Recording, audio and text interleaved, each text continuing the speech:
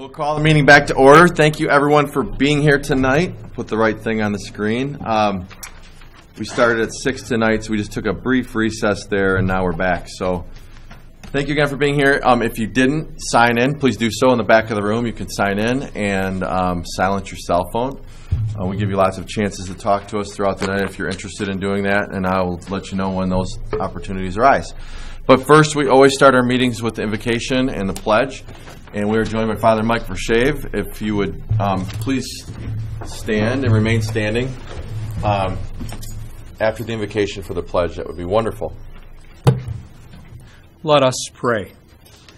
God of creation, Lord of life, in 2 days the season of spring will officially begin. We have been longing for the sun's appearance and the end of this long and difficult winter. So we thank you for the season of potholes and delicate crocuses, frosty nights and greening grass, lengthening days, baseball, and Easter joy. Bless the work of the members of this Township Board this evening as they partner with you, dear God, as good stewards of the resources of our township and as servants of the common good. Give us your joy in springtime with its promise of renewal and new life.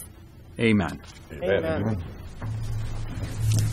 I pledge allegiance to the flag of the United States of America and to the republic for which it stands, one nation, under God, indivisible, with liberty and justice for all. You may be seated. Father Mike, do I need to attend confession if I quietly said a bad word when you said thankful for potholes? I'm going to mention the muddy side road. Okay. We did agree on the sun, though. We're happy to see the sun. Okay, so we always like to start our meetings with the good news of the township, and there is plenty of that tonight. So with no further ado, I would like to invite up, we're going to recognize at the beginning of the meeting a few of our shining stars. You're certainly all welcome to stay through the entire meeting, but I have a hunch that most of you probably won't. But first of all, I shouldn't have put the name up. But man, look at how young and vibrant that young man is in those photos. We always recognize a Citizen of the Month here for the last 3 years now. We find someone that is going above and beyond our brightest and best. They're in our wall of fame upstairs in the corridor. If you're ever at Township Hall, you can see them, or go to our website and you can check them out right now. Right on our homepage, you can see all the people we've honored. But tonight, we are honoring our own Sergeant Mark Buffa. So Sergeant Buffa is unfortunately retiring. And so I'm going to invite Lieutenant Toth up, and he's going to share a few words. We have a couple things we want to do for Mark, and so I'm going to just turn it over right now to Lieutenant Toth. Thank you, Lieutenant Dan Toth, the Orion Township Station Commander.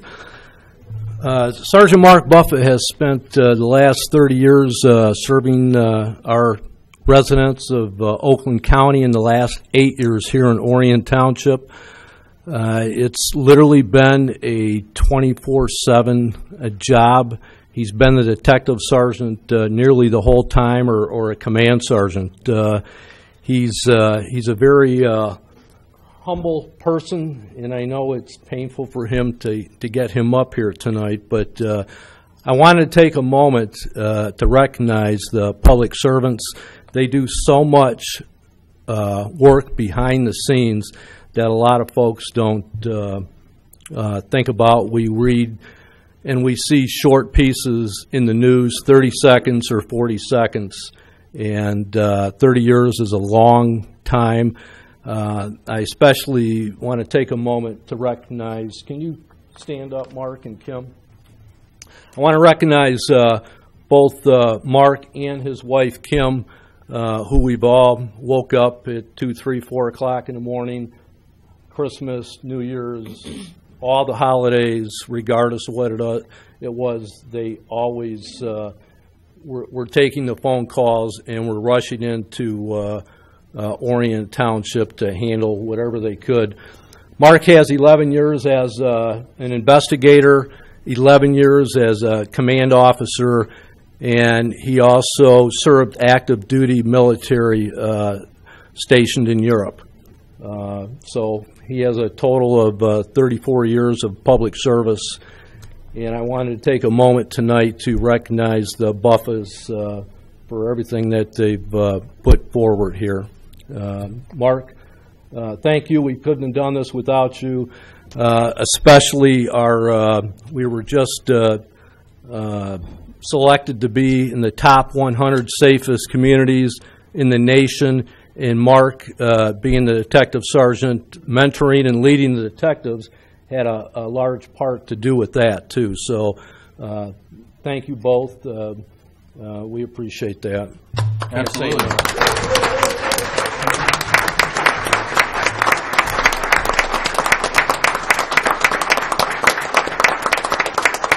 So, Mark, yeah, so just, Mark, you got to come up here. By the way, the one thing that Mark is really good at, well, the one thing that I can say on live TV that Mark is really good at is avoiding the camera, because we did look for some pictures, some other pictures of you, and we found like that bottom one, you're sort of kind of in there if you got to look in the back row, but Mark's been good. We couldn't find any, but this is Mark. He's hiding behind the pole, too. Yeah, he is. Very good. Anyway, just on behalf of the residents of Orion Township, we gratefully express our appreciation to Sergeant Mark Buffa for his 30-plus years of service to the residents of Oakland County and Orion Township.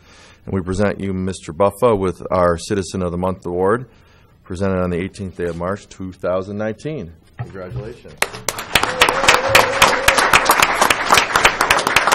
We need to get a picture. And the question I have, we had a little fire workshop before the meeting where we were talking about the future of our fire department, and there's a guy in the back with the weird brown uniform on, and I was just wondering if you're thinking about doing the opposite. Once you retire from police, maybe you'll go to fire and you come join fire like our former fire chief. Just tried to recruit me. Did he? Oh, you're going to be working in the court. All right, so if we can get a picture, let's get your. You want to watch the fire tomorrow? Do you want to join us, Sam? All right. How about the other deputies that are here? Yeah, we come in behind. There you go. Yeah. Okay.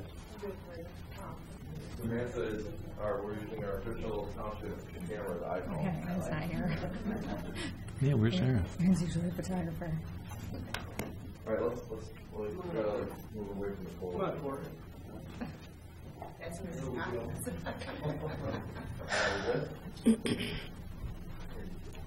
Box in the front, use the tallest.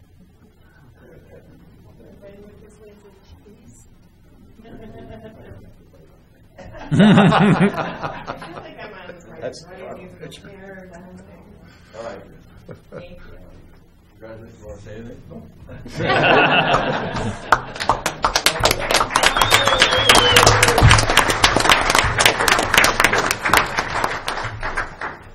Thank you, Sarge. And we're not quite done with it yet, but we are for tonight, so appreciate what you do. He heard that we're bringing a modular in for the detectives here, little trailer out back because we're out of space, and that was the cue to retire, huh? We're going to recognize a few other people. First of all, our very own Kelly Como, who works in the clerk's office. This is kind of a cool recognition. Kelly's not here tonight, is she? She's not. I don't see her. But she completed third year of the Michigan Municipal Clerks Institute, and you can see it's a very high honor, and it's a lot of work and time that goes into that. So congratulations to Kelly. So if you see her around, give her a high five. And then we have several champions that we're recognizing tonight, and this is pretty awesome because we know we're amazing in Orion, in Lake Orion, but not necessarily the rest of the communities in the state don't always agree. But now they have no choice because, first of all, the girls varsity took 4th place and the JV took 3rd place, and the boys of Lake Orion powerlifting are the Michigan High School Powerlifting State Champions for 2019, and they join us tonight, so let's give them a round of applause.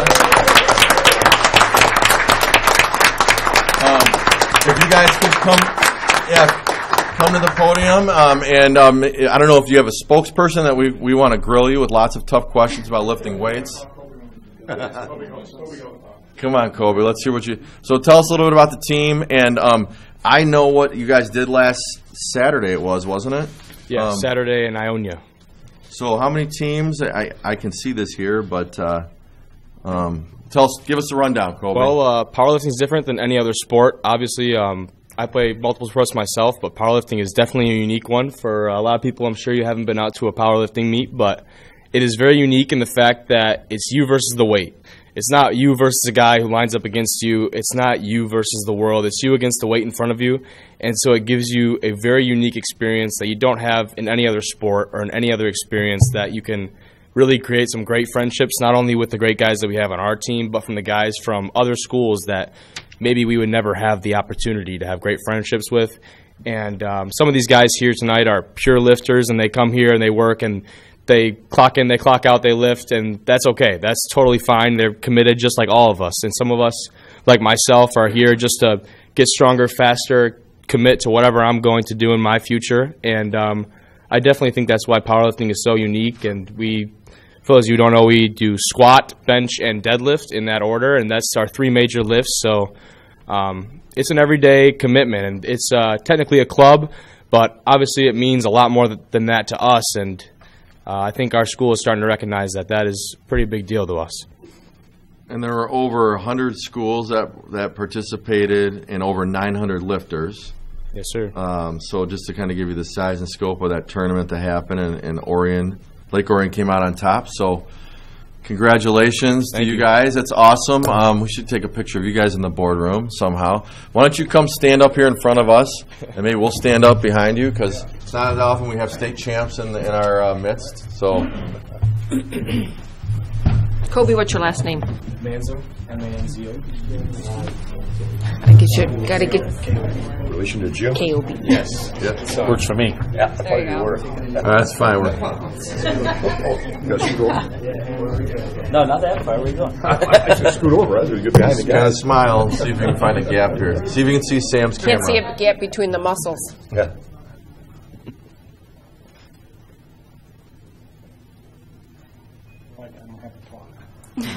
No, I'm not done with you, E. I figured that. That's why I'm going back over here. Anything? Coach Eric Jennings, come on, you got to say something. You're here. We got you here. Please. You got me pegged. All right. Oh. One more. One more. All right. One more. All right. Congratulations, boys. Congratulations, guys. Nice job. And there's a picture of them lifting that trophy up on March 10th. Coach Eric Jennings, we call him E around town. Yeah, Coach E. Coach E literally coaches football, weightlifting, baseball. What else do you do? Film, basketball. Yeah. Announce most of the girls' sports at the school. Pretty much 7 days a week you can find I'm there a lot. Eric yes. Jennings at the high school, serving our community and our students. So thanks, first of all, for what you do, E. And you want to add anything? Or Well, just talk about this? a little more background on powerlifting, because we service, but we have a girls, obviously you saw the girls team also, but this year between the 2 squads, just the number of lifters that we service at the school was over 170 between the boys and the girls. And it's just not athletes. In the boys team, I had 6 people that are band members, but they wanted to get physically stronger, especially they're on the big instruments. So they were in there working all winter. Just to get them physically stronger. Also, our powerlifting association lets you go down to middle school.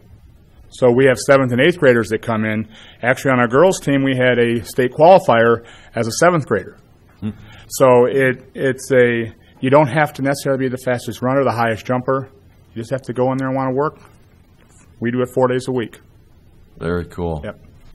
So, and I think you touched on it. I mean, not everybody is cut out necessarily to do some of the other sports, but there's something for everybody at the high school. Well, this teaches a life skill. You can always lift weights. After a while, you can't play baseball, you can't play football, but you can always lift weights and stay in condition.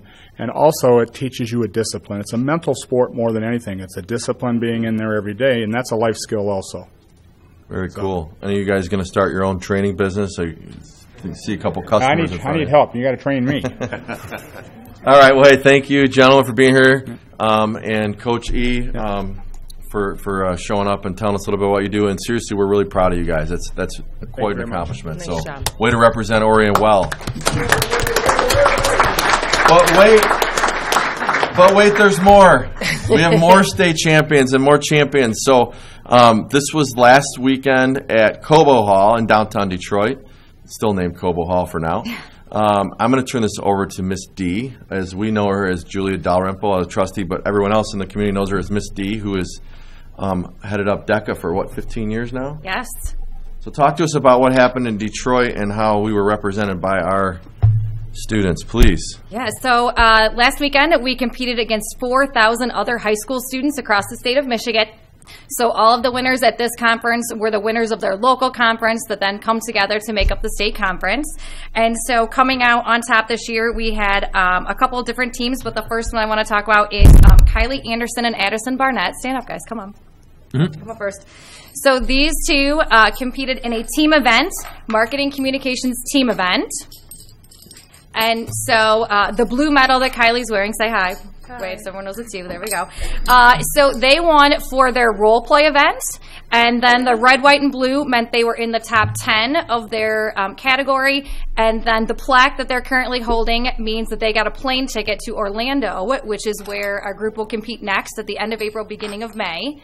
So these students took a 100-question marketing test before we ever went to compete. Then they did 2 role play situations, which for this team event, they had 30 minutes to walk into a room. They had never seen the case study before. 30 minutes, white sheets of paper and a pencil, and they had to solve the problem in whichever way they could. So DECA is very nice in the unique standpoint that they can come up with any kind of creativity that they want. And so these girls did an excellent job at that one. And then my other team standing here is Nina Rossman and Audrey Dobbs. And so they also did an amazing job on their event, which was integrated marketing campaign. And they did an event to do their paper. So they actually wrote an 11-page manual, very specific to DECA standards. They also did a 15-minute oral presentation on their event, which was Sell Out for Soldiers. And then they also took the 100-question marketing test before we left, too. And they also did an amazing job at this conference. So we're so excited. And then we have some other students who will be representing us as well, who are not here tonight. But Carson Case, Cole Harris, Jenna Gaylord, Claire Nelson, Lily Snyder, and Allison Heisenreiter will also be joining us in Orlando at the end of April to compete against 18,000 high school students from around the world for the International Career Development Conference. Congratulations, ladies.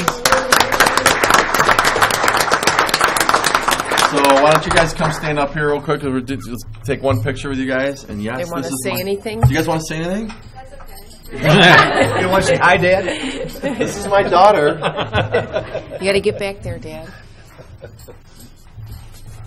Get over, Brian.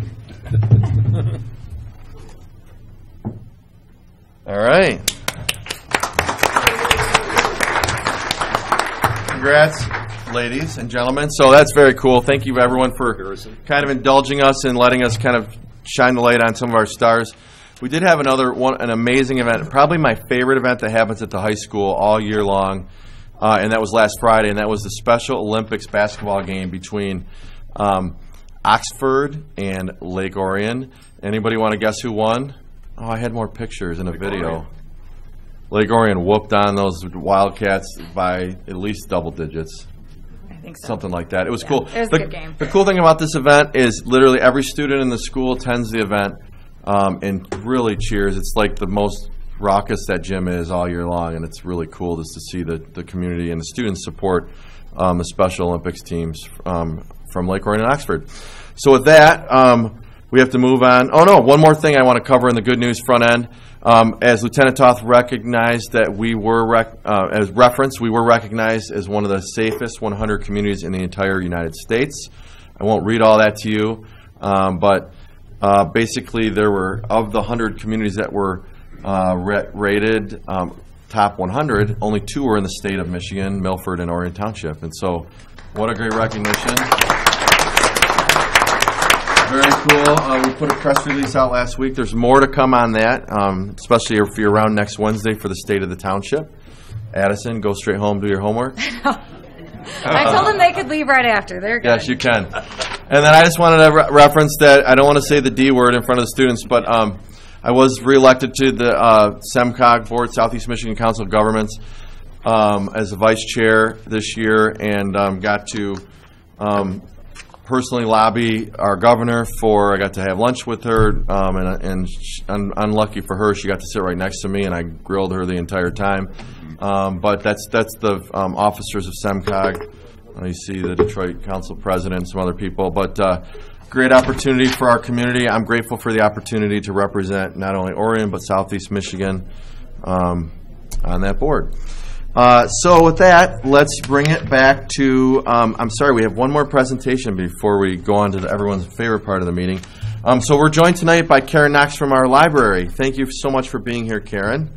Thank you. We have a presentation from the library, which we generally get to see Karen about once a year, telling us all the great things that are happening at our library. So Karen, I'm going to turn it over to you. Okay, how do I get the... Just push the go arrow. Forward? There you go. Awesome. Okay, cool. Well, thank you, everybody. So those of you that, I think I know all of you, but I'm Karen Knox, the director of the Orion Township Public Library. And we have some really fun stuff coming up at the library that I wanted to take a chance to tell all of you about here tonight, because coming up in April is National Library Week, and that's a special week at our library. And so I'll be talking a little bit about what's happening there. But I also wanted to take a chance to just remind you a little bit about our mission and vision at our library and what we're able to accomplish as a result of that. So our mission is to serve and engage a thriving community of lifelong learners. That's what we've been working on for the last several years. I do believe that we have a community of lifelong learners here in Orion Township, and we try very hard to work with them and provide services that meet their needs. And we want to be known for more than books. We have tons and tons and tons of books at our library, but we have lots of other things too, and I'm going to share some of those highlights with you tonight as well. So just to give you a little bit of information about 2018, we actually get over 600 people a day at our library, about 615 people a day. That's a lot of people to serve of all ages that come through our library every single day, including Sundays now in 2019. I'll talk about that briefly as well. We check out over 1,600 items a day. That's an increase over 2017 numbers. So we are checking out more materials to our patrons on a regular basis, which is a really good thing. They're using the materials that we have more regularly. And there's about 635 website visits per day to our website to look at the resources that we have online. We have a lot of things there as well. So this is kind of a lot of information on a small slide, but I just want to give you the highlights. We have physical space available at the library, so people come and use our rooms. They come and have homeowners association meetings, Girl Scout meetings, Boy Scout meetings. They use our computer technology, our wireless, our tables and chairs, all sorts of great things happening in the physical space. I just mentioned a little bit about things that get taken out and taken home, physical collections to take home. So books, movies, music CDs, you can read the list there, all the way to tabletop games, puzzles, and kits. We have STEM kits that have all sorts of great things in them for our kids as well. Then online, we have digital collections that people can access, ebooks, e-audiobooks, databases that have quality content that a lot of the kids use for high school and homework assignments. We have streaming music and movies, and like I said, we also have e-magazines and special collections of other things you can take home from the library. I bet you didn't know we had cake pans that you can check out now. What? So if you need, if you need to make a cake and you don't want to buy the pan for one special occasion, come check out the ones we have at the library. That was added in 2019. We have Chromecast devices. That's a tongue twister. We also have sewing machines. So if you want to learn how to sew, but you don't want to invest in a sewing machine, you can check one out from the library if you just have a small project you need to do. Video game consoles, kilowatt meters to check how much power you're using at home, iPads, etc. So there's a lot of unique things that you can check out and try to use from our library without having to invest in them yourselves. That is the whole goal of our community, to be able to save money and share resources in that way. Inside the library, we also have a cutting machine, which is hooked up to a computer. It's one of those where you can cut out shapes out of different types of material. And we have an Ellison die cut machine, and there's a few other things coming to our makerspace very soon as well. We also do test proctoring. We have notary publics on staff that we do that service for free as well. We have 1 million volunteers that help us out all the time. Lots and lots of things available at the library just up the street. So as I mentioned, April 7th through the 13th is National Library Week, and that's a week that we celebrate across the country with all libraries to show how important libraries are to their communities. And so here in Orion Township, I want everybody to recognize that our library is very important to our community. And so because of all of the reasons that I just gave, the things we have available for people, services, things they can check out, spaces they can come and use, the library is very important, and we want to make sure that we're providing the services and resources that our community needs there. I've just put some highlights on these next couple of slides of things coming up literally in the next couple of weeks. We have so many activities and events going on at the library. Talk about a lot of great things that are happening with the high school kids. We actually have a 5th grade Battle of the Books coming up this Saturday. That's a wonderful program. We have almost 200 kids in 5th grade that read a series of books, come in, form teams of 2 to 5 kids, and then they are in a competition to see who can remember the most content out of those books. It's a lot of fun. They form teams. They dress up. That's at Walden Middle School on this coming Saturday at 10 o'clock. We do an award ceremony for the winners, and of course all of the kids are winners because they have all read so many wonderful books. We have an author coming to speak to our kids about the process of writing and how fun it is, and they have read one of her books, so they get to hear directly from an author at the award ceremony, and that's on Monday night at the high school auditorium as well. So a couple great things coming up for our Battle of the Books. Spring break week at the library, March 29th through April 6th. There are so many things going on. We have something every single day for kids. So if you're sticking around Lake Orion for spring break this year, come on down to the library. There's something going on for you. Story times will start back up for the littler kids Monday, April 8th, and there's lots of different options and times available for those. Teens, we have stuff for teens almost every week as well. So ThinkLink After School is for our 6th graders on Mondays from 3 to 5. We actually we arrange things with the schools and bus our 6th graders over to the library for a special program on many Monday afternoons from 3 to 5. It's a great new partnership we have with our ThinkLink program, and it's working out very well for our 6th graders. Dungeons and Dragons and Geek Club rotate through different weeks on a Tuesday evening. And we have a Harry Potter escape room coming up on April 6th, which is just a really fun time for the kids to kind of figure out. It's a Harry Potter themed escape room activity for them. For adults, if we've got anybody looking for a book group, we've got book discussion groups of a variety of different types and dates and times. I'm doing a leadership book discussion on March 27th, which I know that's an important date here in the township as well, but that evening at 7 o'clock over at the library, we're going to be talking about Simon Sinek's book, Start With Why, which is a great book, so everyone is welcome to come and join that discussion. So I won't go through all of the programs up there. You can see what's on the screen. We also do things specific for special needs adults in our community as well. We do Next Chapter book clubs Mondays and Tuesdays. Those are book clubs specifically for folks with special needs. And we also do a special needs adult programming called SNAP, and that next one's coming up on April 15th. So as you can see, we have activities for all ages. I'm not going to go through this slide. I'm just reminding you of our strategic plan. Our focus areas are exceptional resources, community awareness, customer satisfaction, and easy and convenient library access, and how we're going to reach those goals for this year as well. So what's new for 2019? We are open on Sundays from 1 to 5 during the school year. We have gotten anywhere between 200, 300, 400 people coming through just in Sunday afternoons. It's amazing how much activity is happening in that 4-hour span over there. It's wonderful. We have a new library card for kids. If you're under 18, that little dragon card is available for you, and it's a special artist that we had make those cards just for our kids here in Orion Township to celebrate our dragonhood. We have a book program called 1,000 Books Before Kindergarten for the little kids, and we've now followed it up with 500 books by 5th grade. So it's for our grade school kids to read another 500 books and get awarded for all the books that they read as well. Again, the collections we talked about a little bit. Online resources, if you haven't checked out our website, there are so many wonderful things you can get with access to with just having a library card. The Michigan e-library databases are all funded through LSTA grants through the state of Michigan. Well, through the LSTA grants are federal funding and coordinated through the Library of Michigan. Tons of wonderful resources there. Canopy is a brand new online resource that goes along with Hoopla. It's streaming movies. And Creative Bug is a cool one that we're getting through Joanne Fabrics, and that has all sorts of videos on crafts and how to do different things. It's a really neat program there.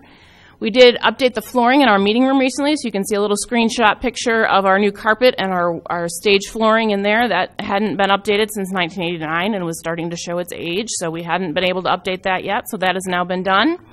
And I mentioned briefly on Makerspace, there's an open house coming up at the end of May. We are adding really cool equipment thanks to a grant that one of our librarians got from Best Buy. And so we're adding a laser cutter, we're adding some new software so people can do analog to digital conversions, so VHS to DVD conversions, different things of that nature. So check out our Makerspace. It'll be open to the public starting that end of May period, and we're going to be teaching everybody how to use the equipment, so it should be a lot of fun.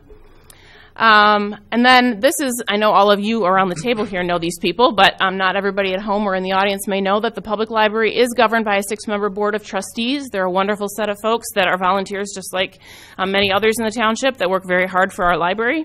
We also have the Friends of Orion Township. They're a 501c3. They help fundraise so we can have so many wonderful programs, and many people know about their book sales, and their next one is coming up in May as well. Just wanted to open the floor for any questions that anybody might have from the trustees. Any questions for me? Yes. I paid my friends in library dues here a couple weeks ago. Thank you, Mike. Really appreciate that. Mr. Walker will get off me now. Absolutely. Very good. Anything else? Yes. You've done a great job over the last couple, how many years? 5 years? 7 years I've been there. Yeah. Went by Thanks, fast. Donnie. Nice job. Thank you. Appreciate that. Okay. Thank you so much. Yeah. Thanks for what you do. We have a wonderful partnership with the library, and Karen leads a group that we affectionately call LOACT. Yes. Which is a great Lake Orion area collaboration team. There we go. Yep. And that's the schools, the library, the township, the village, and we get together monthly to talk about how we can work together on projects, save money on stuff as simple as salting our driveways. Yeah, so absolutely. Karen's a great collaborator, and we're grateful to have you here in our community. Thank you, Karen. Do you have the proclamation too, sir? I do, but we did not have it on the agenda, so I will be sharing that in the once we get approved the consent agenda. Okay, thank you very much. We do have the National Library Month, so we'll shout it out again right now, and there's some copies in the back, and I will cover that when we get to the consent agenda. It was at our it's at our places tonight. So. Okay, thank you. Thank you. Thank you. You want to All right. Everyone's favorite time, pay the bills. Thank you. Not really everybody's favorite time, but we need to pay the bills. So I would entertain a motion, and I will pull that up for the public that's here. Yes, Donnie. I'd like to make a motion to pay the total bill amount of $1,592,474.72, and I have a comment. Go ahead. Support. Thanks, Mike. We paid for our second half of Pine Tree repaving from RCOC, so that was the new paving. That was our contribution of $71,000. We are just signing our Plant Moran audit letter of $2,500, and our big bills this month was our water bill, our sewer bill, and our police bill, which the three of them add up to over $1 million. Those are our big expenses for this bill run. Okay. Thank you. Are there any other comments or questions on the? Did you get support for that? Or? I did by flood. Okay. I have a question. Well, just a request. When they update the board book, a lot of the report parts were cut off when they scanned it, so you couldn't get to some of the items. That I know it didn't come up to 1.5, so we might want to update those pages just for the record.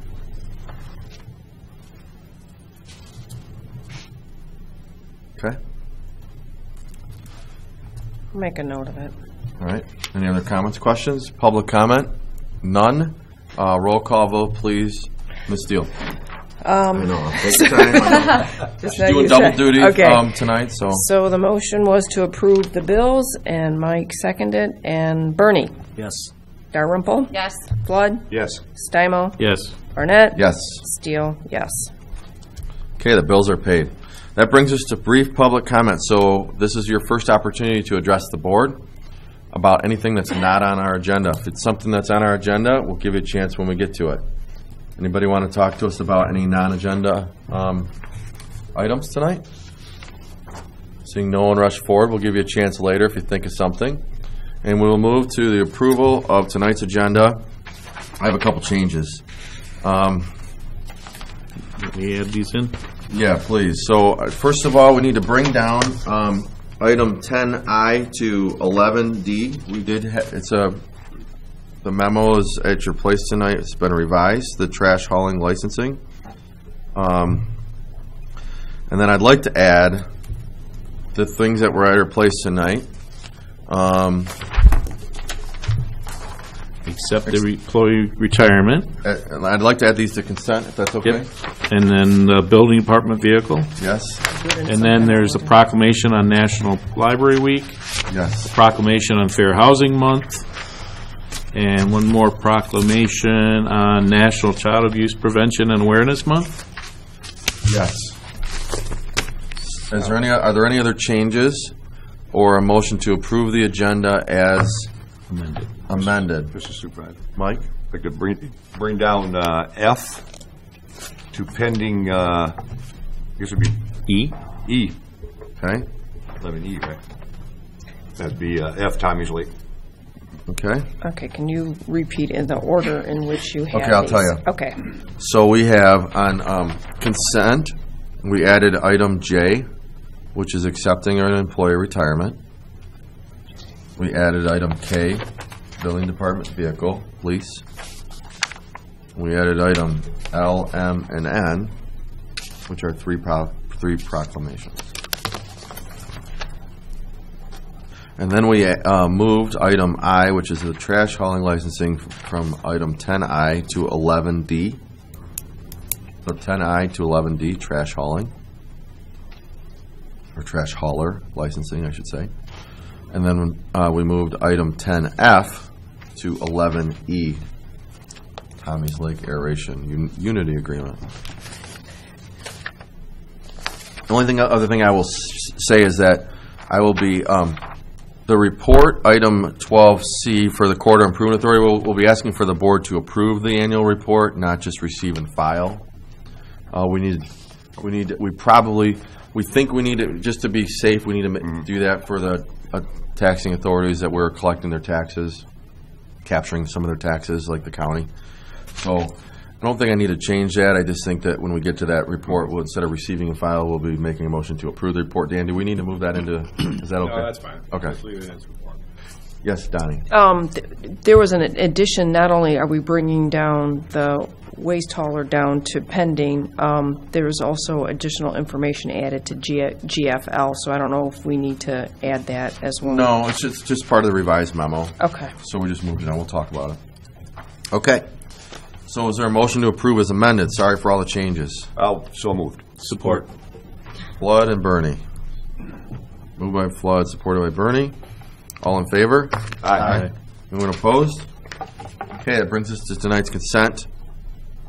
We take action on all these items at the same time. So if you hear about any of these items and you want to give comment, you can feel free to join us at the podium. The items tonight that we'll be talking about and approving in our consent agenda are minutes from our March 4th meeting, 3 solicitation requests for the Knights of Columbus, the Seventh-day Adventist Church, and the VFW Post 334 Buddy Poppy fundraiser.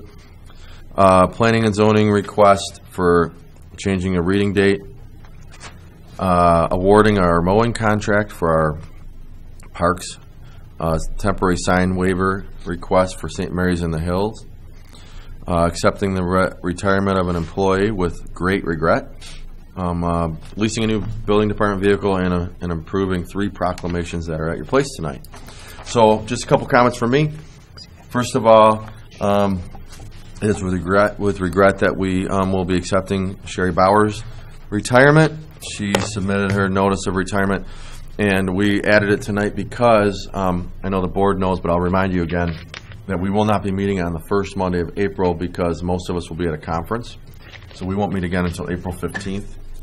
And there is a desire to hopefully be able to fill that position in a month from now so that there can be a little bit of overlap and cross-training before Sherry retires. And we will greatly miss her. And then I just did want to mention the proclamations. I don't always read them all out. And these were added again because these are all generally April proclamations, but because we won't be meeting until April 15th. Fair Housing Month, these are all available on our website. National Child Abuse and Prevention Awareness Month, again in April. And then Karen referenced it, but National Library Week. And as we learned tonight, libraries are not just about books, but for what they do for and with people. And whereas libraries of all types are the heart of cities, towns, schools, and campuses, and whereas libraries have long served as trusted and treasured institutions where people of all backgrounds can be together and connect. And whereas libraries and librarians build strong communities through transformative services, programs, and expertise. And whereas libraries, which promote the free exchange of information and ideas for all, are cornerstones of democracy. And whereas libraries promote civic engagement by keeping people informed and aware of community events and issues. And whereas librarians and library workers partner with other civic organizations to make sure their community needs are being met.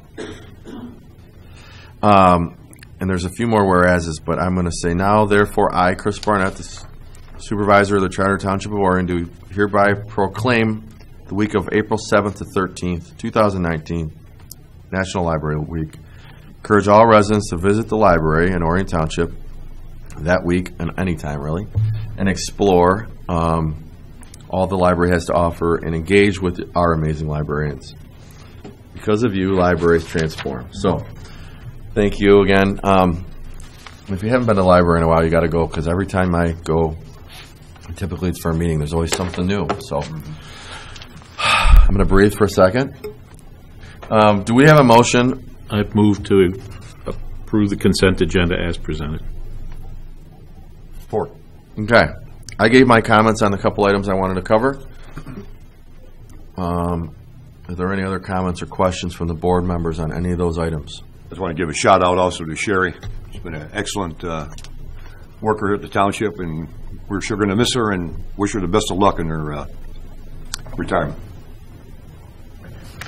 I'd like to ditto that. She's always smiling, and as much as she's going through right now, she is still always smiling with a positive attitude, and we appreciate her. And we'll miss her. Good news is we know where she lives, and it's really close to Township Hall. Some of us do. All right, any other comments from the board? Any public comment on any of those items? Seeing no one come forward, we'll do a roll call on tonight's consent agenda, please. Okay, consent. That would be first Flood. Yes. Stimo. Yes. Burnett. Yes. Steele, yes. Bernie. Yes. And Dalrymple. Yes. Okay. Next item, we're on to consent now. First item tonight is redevelopment ready communities. Pending, you meant. I'm sorry? Did you see pending or consent? I meant to say pending if I said consent. Okay. This is the first item on pending. So I put together a memo with the assistance of Sam, who helps with economic development in my office, and Gary Roberts has been a great help on this project as well. We've been kind of chasing this redevelopment ready community designation for a little over a year now. Basically, the request of the board is to adopt the redevelopment ready community resolution and the intent to participate in the Michigan Economic Development Corporation's program. The RRC, as I'll call it, is available to all communities in the state of Michigan, and it's designed to empower communities to enhance their economic development potential by establishing a solid foundation that retains and attracts businesses and investment and talent. While RRC requires staff time to participate, it's no cost. Technical assistance, statewide certification program. Through the program, Orion Township will be evaluated and certified as a community that is integrated, transparency, predictability, and efficiency into daily development practices through a set of best practices. And essentially, we're already doing all these things. On a local level, if you're familiar, the county has what's called One Stop Ready, and we were one of the first One Stop Ready communities in Oakland County. And this, essentially what this does is allows us to have additional resources available to us at the state, gives us a designation. And when there are companies that are looking to invest in our state, the state typically will look to this list of RRC communities first for opportunity, because they understand that a lot of this stuff is as simple as we're going to respond. and I should definitely need to mention Tammy, because she's laughing over there. But a lot of this are already the best practices, which we've actually been invited to several times and taught our best practices to other municipalities around Oakland County.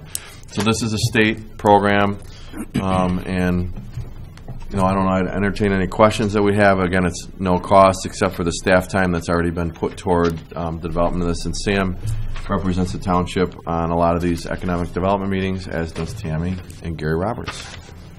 Any questions from the board or a motion to adopt the attached resolution indicating support? Mr. Supervisor? Yes, Mr. Flood. Comment first, and I'll make the motion. Go ahead. This is another tool in the toolbox for economic development, actually going through the state. We already do that with Oakland County, like you said, with the one-stop ready shop. So I would move to approve the resolution and authorize the township clerk to execute the same. Support. Okay. Any comments or questions from the board? There's a lot of great information. This is all in our packet, and so it's all available to you. If you're either in person here or watching this at home, you can understand a little bit more than what I described about about what this is. And I do want to say one more thing too. It's about best practices. It doesn't always mean that we say yes to everything. It means just the opposite of that. It just means that we try to find companies that would be good fits for the parcels that are vacant, that are zoned properly, and that we can attract talent here. It doesn't always mean that we just say yes to everything. So, but it's about having those best practices in place. And the way I describe this, we had someone in town from Chicago all day interviewing some of our staff.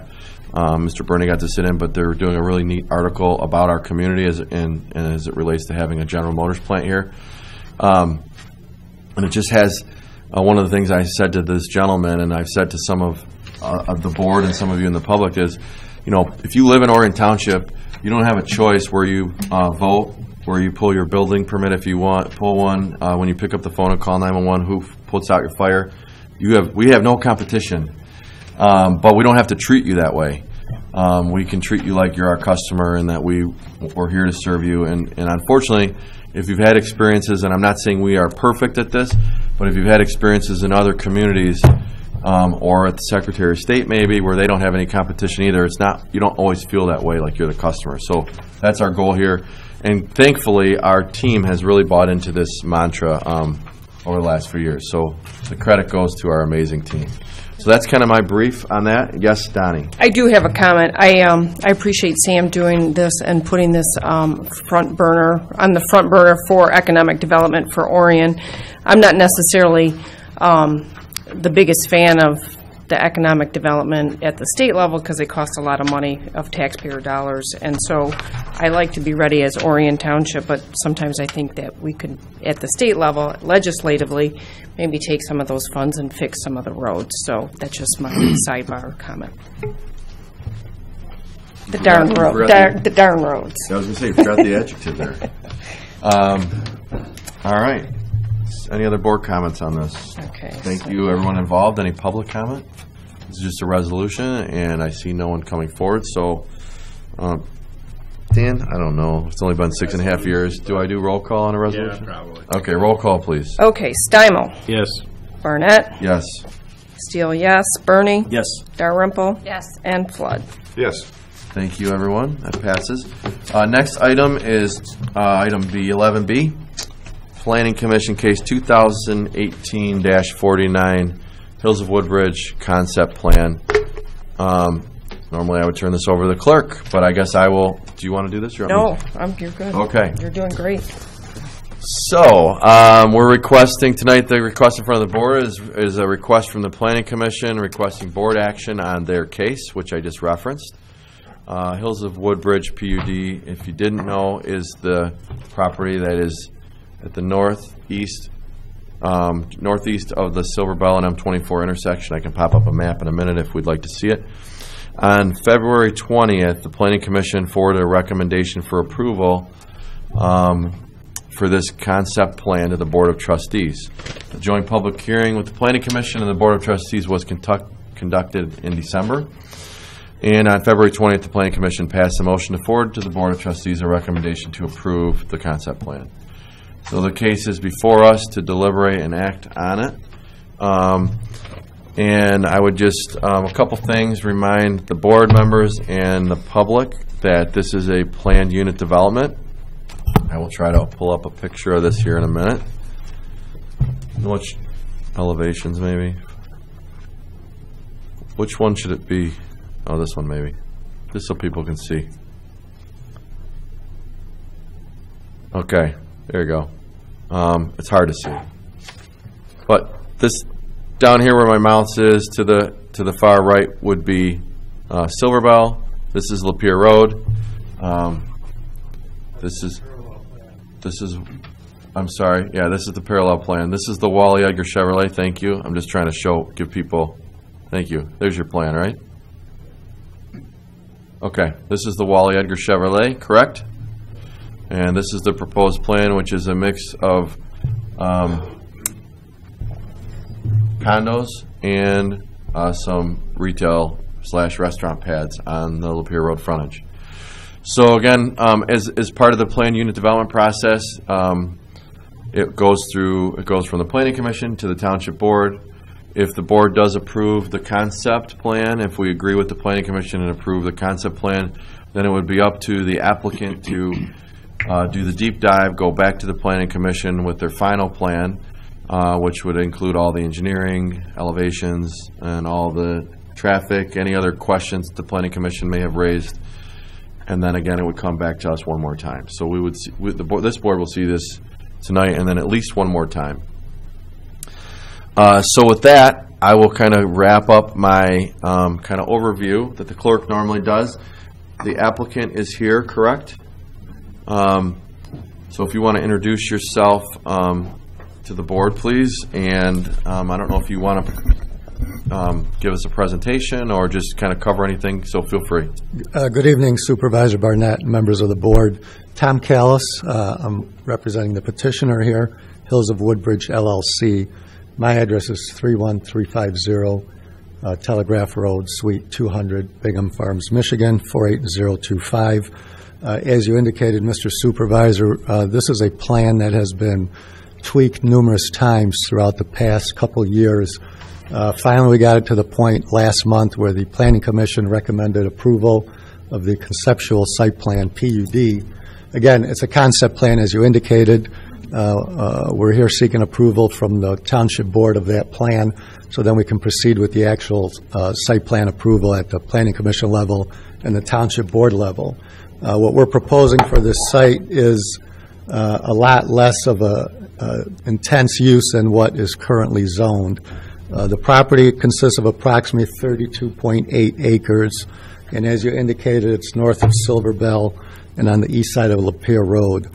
What we're proposing is a residential and commercial development consisting of approximately 128 duplex condominium units. So those will be contained in 62 duplex buildings, and then there will be 4 individual buildings for the remaining 4 units. We also propose approximately 19,000 square feet of commercial linear retail, which you can see along Lapeer Road there, spread over the 4 buildings. We don't have any specific users yet, and we discussed that at the Planning Commission level, and perhaps that'll be a phase 2 of the development. However, with respect to the multiple family units, we've submitted a complete package, a very detailed summary. You'll see the elevations, floor plans, all the typical requirements that are needed for submittal of a PUD plan.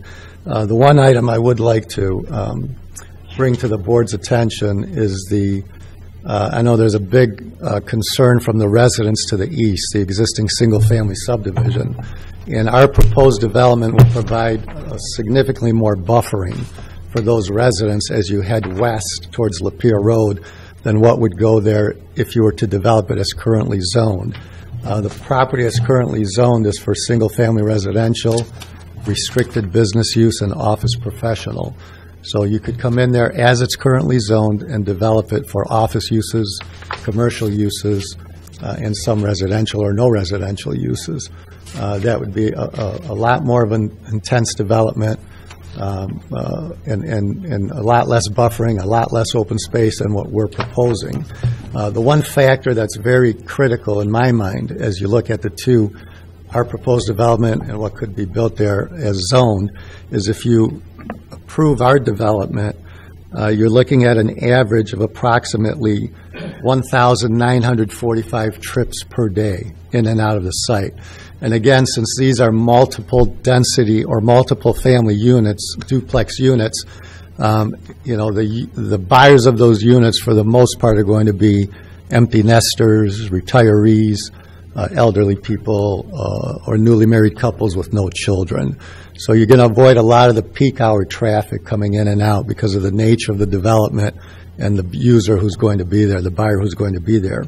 But if you were to develop it as office and commercial under the current zoning, you go from 1,945 trips per day to 8,609 trips per day.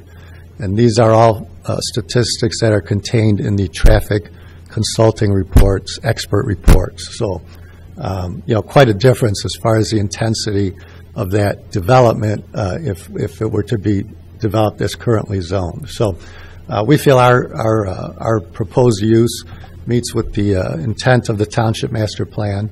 It's actually less density than what would be allowed, under the Master Plan. We have more open space than what would be allowed under your PUD ordinance. And we provide for a transitional zoning of existing single-family residential there to the east, transitioning to multiple family use, and then to commercial retail use along Lapeer Road. So it's perfect transitional zoning. This is obviously a site off Lapeer Road, so it's intended for more of a mixed type use development. The demand is definitely there for duplex units. No one's building them. You just can't find them anywhere. And there's a lot of people who are looking to retire or downsize, and these units would be appropriate for them. So anyway, with that being said, we're here to answer any additional questions the board may have. We did go through the public hearing, several Township Planning Commission meetings to go over the plan.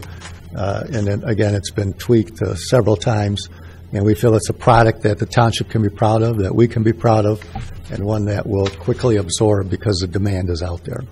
If there's any questions, we'd be more than happy to answer them. Thank you, Mr. Callis. Thank Are you. there any questions from the board? Donnie? On this site, the backside, was it a walkout? I couldn't tell from the There picture. will be room for walkouts because of the topography of the site. And the height, do you know offhand of, like, if you were the subdivision that was on High Hill and that was your backyard, do you know what the height is? Are these walkouts for their backyard? Well, there's only certain units or certain lots that will allow for walkouts, but we have over 100 feet of distance between the furthest east multiple residential units to the subdivision to the east. So thank you. It's quite a bit of buffering, and as you'll see from our conceptual plan, there's also quite a bit of landscaping, plantings, and buffering that's already provided as part of the plan, and preservation of existing trees. Okay. Thanks, Mr. Callis. Julia? I noticed on the plan by 61, 62, and 63, it says existing wetland area. What happens to that?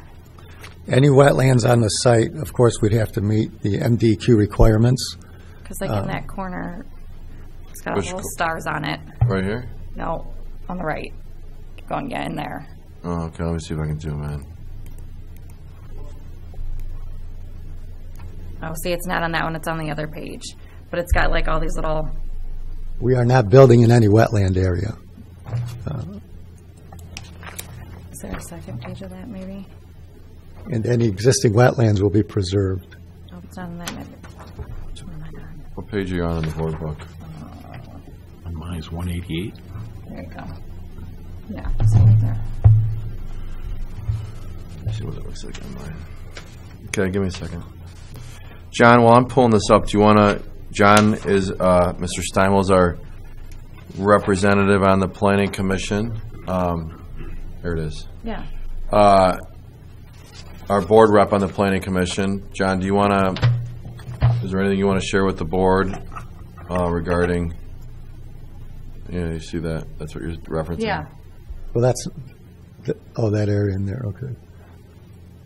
Because I'm assuming those are units built on top of that. We would need MDQ approval, or it may not be regulated wetlands because of the size and then the type of wetland that it is. It probably is on ours.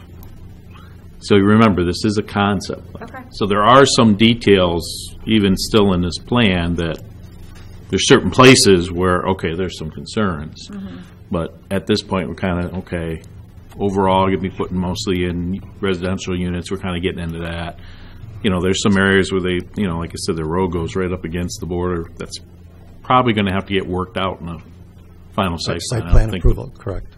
Building in the wetlands would not normally be something, if that is a wetlands, they wouldn't be able to build those units, or they have to present some kind of plan for mitigation, but Correct. a little hard to mitigate here, so I don't know what they would do, but, Okay. so yeah. So there's, like I say, there's definitely some details. There's some areas where setbacks are a concern. You know, it's not like the whole thing, but there are little corners yet, and we have to try to work together to see if we can get rid of that, or, like I said, are we going to accept it? You know, that it's pretty short, doesn't meet the setback requirements, but it's not like the whole, one whole side or something doesn't make it. And that stuff, and I'm not trying to put words in your mouth, but you started saying, that's between now and if we vote to move forward, that's stuff that the planning commission would work out those details. That's for the, right. Before the final plan. Okay. Do you want to share, I mean, anything else you want to share from the planning commission? I watched it on TV. Some of you probably did as well, but just from that meeting last month, do you want to share with the board, John, or? You know, there's been several things, and not just with these guys, but with other people on this one. I would say in general, what I kind of liked was it's mostly residential. There's not a very big commercial component. Matter of fact, they're not even really proposing, they're leaving space, kind of like they've done up there at Scripps and 24 up front, because I think everybody just looks at all those car trips on 24 and figures it, but in reality, there hasn't really been a market either. They can't really find people to come into those, but they're reserving that space for now. It is nice, they've gotten rid of a lot of the dead ends in this project. So as you can see, like that one street comes down now, which is Cove Creek, and it connects through that commercial area, so it doesn't dead end there. I think that's an improvement. There also, kind of this Woodbridge Drive goes across and connects where there was dead ends. You know, over there in the corner, that's kind of gone. The Hammerhead one is still a concern, but again, we're just trying to get this a concept that we want. And going that way. I mean, you've got this letter too. I don't know. I was just. People are going to want to go over that, but Yeah, I was going to address that. you know. Yeah. So thanks, John. We do have a letter from the High Hill Villages Homeowners Association, and the president he's not here, is he? No, he was not. He sent an email. He would not be able to attend, but wanted to make sure that we did receive this. Is it, to your knowledge, this is probably this similar or same that the planning commission received from High Hill? So essentially, this outlines concerns and comments. I mean, it might be a little bit different. I don't want to say it's the exact same, but there are 12 items on this list. It outlines comments about it. The first is that there are deed restrictions that they think apply to the site. And we have had our township attorney kind of weigh in on that at least. Require structures, they think the deed restrictions would require any structures built to receive the architecture. There may be a representative here from the association. Okay. Well, thank you, Dan. Well, I won't read through all this then. Normally we would just. No, I think they said that they weren't going to be able to be. Well, but that's a good point. If somebody here on behalf, like officially on behalf of, I know there are some residents here, but is there any HOA board members from High Hill here tonight? Current HOA members, board members. Okay. Should I read through all this, or? Well, we can receive and file for sure. Okay. It's up to you if you want to point them out. Yeah, I mean, I think you guys have seen this, but they outline 12 items they're concerned about. Some have to do with side entry garages, setback variances, density, preservation of natural resources, traffic, sidewalk depths, I think that's more for the actual development, water service, vegetation buffer, and would the condo association be legally extradited from the High Hill Village HOA Association? So those are the items that were submitted of concern. And again, anything that has to do with the planning aspect of it, I'm assuming will be talked about in greater depth at the Planning Commission meetings. Yes. Okay. Mike. Yeah, just make aware that this is what, like a third step of the process. We had a joint public hearing, and then immediately after that, the Planning Commission did their due diligence, and now they forwarded the recommendation on to us as a concept. Now, if we so choose to agree with their recommendation, we'll send it back to the Planning Commission, and they'll do the heavy lifting. That's the site plan work. But then, because it's a PUD, it has to come back to the Township Board for final approval. We do all our PUDs in the Township. I know there's a lot in this development. We've been down this road 2 or 3 times, I think, on that property over there. Someday something will be built there. Who knows? Maybe this will be the plan, maybe not. I know there's a couple things that are going to be handled on the engineering side and our planner side that will go into the site plan. We have a Phragmites ordinance in this township to take care of our wetlands. And also, I am a big advocate of, on these big subdivisions, they go single hauler, so that these garbage trucks don't tear up their new subdivision roads. So those are the couple things that we handled when this comes back, when we come back and see it, because they'll probably have the association documents and all that, and we'll make sure that kind of stuff's put in there. And one thing I really like to look forward to, speaking for myself, is on a PUD, what's the public benefit? One of them, I think the single hauler is a big public benefit, and so I'll be in favor of this recommendation going back to the Planning Commission. Thanks, Mike. Donnie? I appreciate the development and cleaning up some of that blight that's been there forever, and I appreciate you guys going back and kind of like condensing it a little bit, or reducing the density. But question, are they purchased or are they leased homes? For sale. For sale, okay. And then I know that there was two things that I saw continuously were the cut-throughs, and I know it's going to go back to the Planning Commission, but I just want to say the cut-throughs through the subdivision, and there was one that that the deed restrictions were looked at by Mr. Kelly. However, there was a new set of deed restrictions that were added after the fact, and I just wanted to make sure that those were, I don't know if you've looked at the second set or not, so those are the two comments that I read over and over. So I just want to address them now. Okay. John? Obviously, the deed restriction thing seems to be a big sticking point always in here. Now, just so you know, deed restrictions are what they are. I would say as a planning commission, we try to be aware of what deed restrictions are when we're looking at a complex as why, to make sure that when we're doing a site plan, we can get around it. I think on this one, though, it's questionable. In other words, we're questioning whether the deed restrictions that we read really apply or not. And then because it's so restrictive, if they think it's almost like it's just an extension of the single-family homes, when that's not how it is. So it's almost like I don't think we're ever going to satisfy that. We can approve something, and if it really is a deed restriction issue, that may get down. We've done that on some others, right? As you know, where we tried to stay out of anything that was in what we thought were existing deed restrictions, but that was and it becomes a thing between those two parties, whether it truly is a deed restriction or not. It wasn't. The more I looked at it, it wasn't clear. These were just outlots in there, so I don't know. It didn't sound like it was describing these, just so you know. So some of that stuff at the top was always disconcerting, but I'm not really convinced it does apply, but that will come out other ways too. Well, and it's going to be at their expense if they can't get that. You know what I mean? It's It's a private issue. It's a private issue. Deed restrictions are private issues.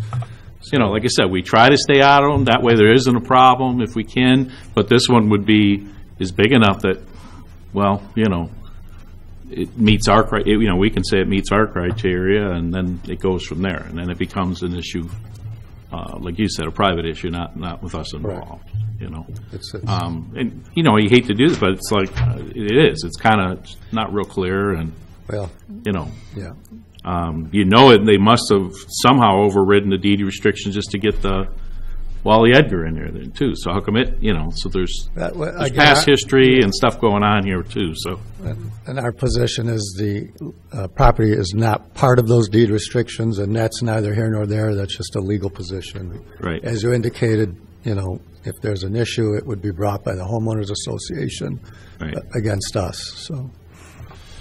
Okay, so a couple other comments that I have, then we will open it up for public comment. First of all,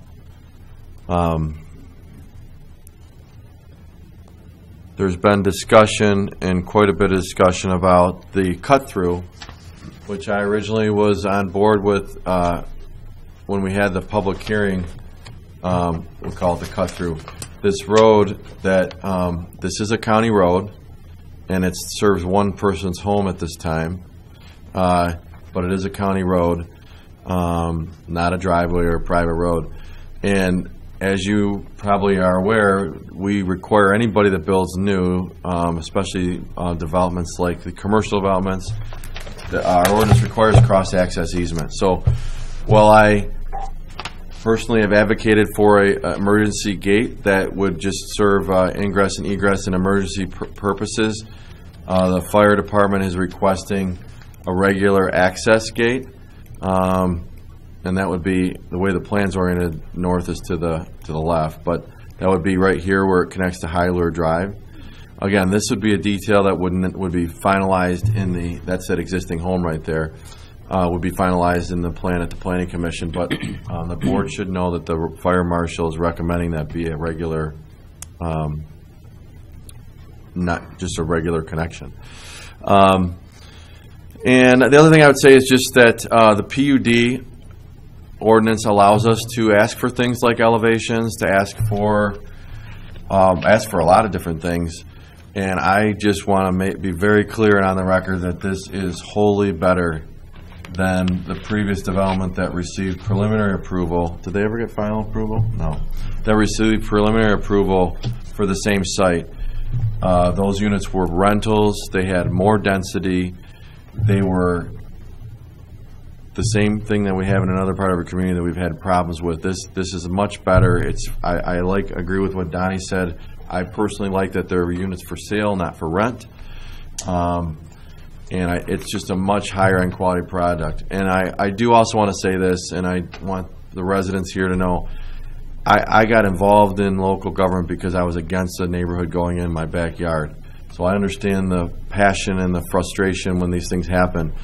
But this, as was mentioned in the presentation, take the deed restriction conversation out of it, but this could be something else, and it could be something a lot more intensive use than what is being proposed. And if you listen to not just their traffic study that they paid for by an outside consultant, but our engineers who represent the Orion Township's best interests, the vehicle trips that will be generated by this potential development are far less than what would potentially be developed if they put something in there as currently zoned. So I just wanted to say that I like the buffer. I like the steeper roofs. I think it might provide even a greater buffer for the residents that address. I think that it would be better to look at that than maybe the landfill or something else. I don't live there either, so I can't speak for that. But I'm generally in favor of moving this on back to the Planning Commission and to the engineers for the deeper dive that would happen after this point. Those are my comments. Any other comments from the board before we open to public comment? Seeing none, thank you for your... Thank you. Yep, and so we'll open up to public comment. If you'd like to address the board on this, I'd like to just ask you to stand, just come to the podium and stand in a line, if you could. So we'll keep this moving, and state your name and address for the record. If you'd like to address the board at this time.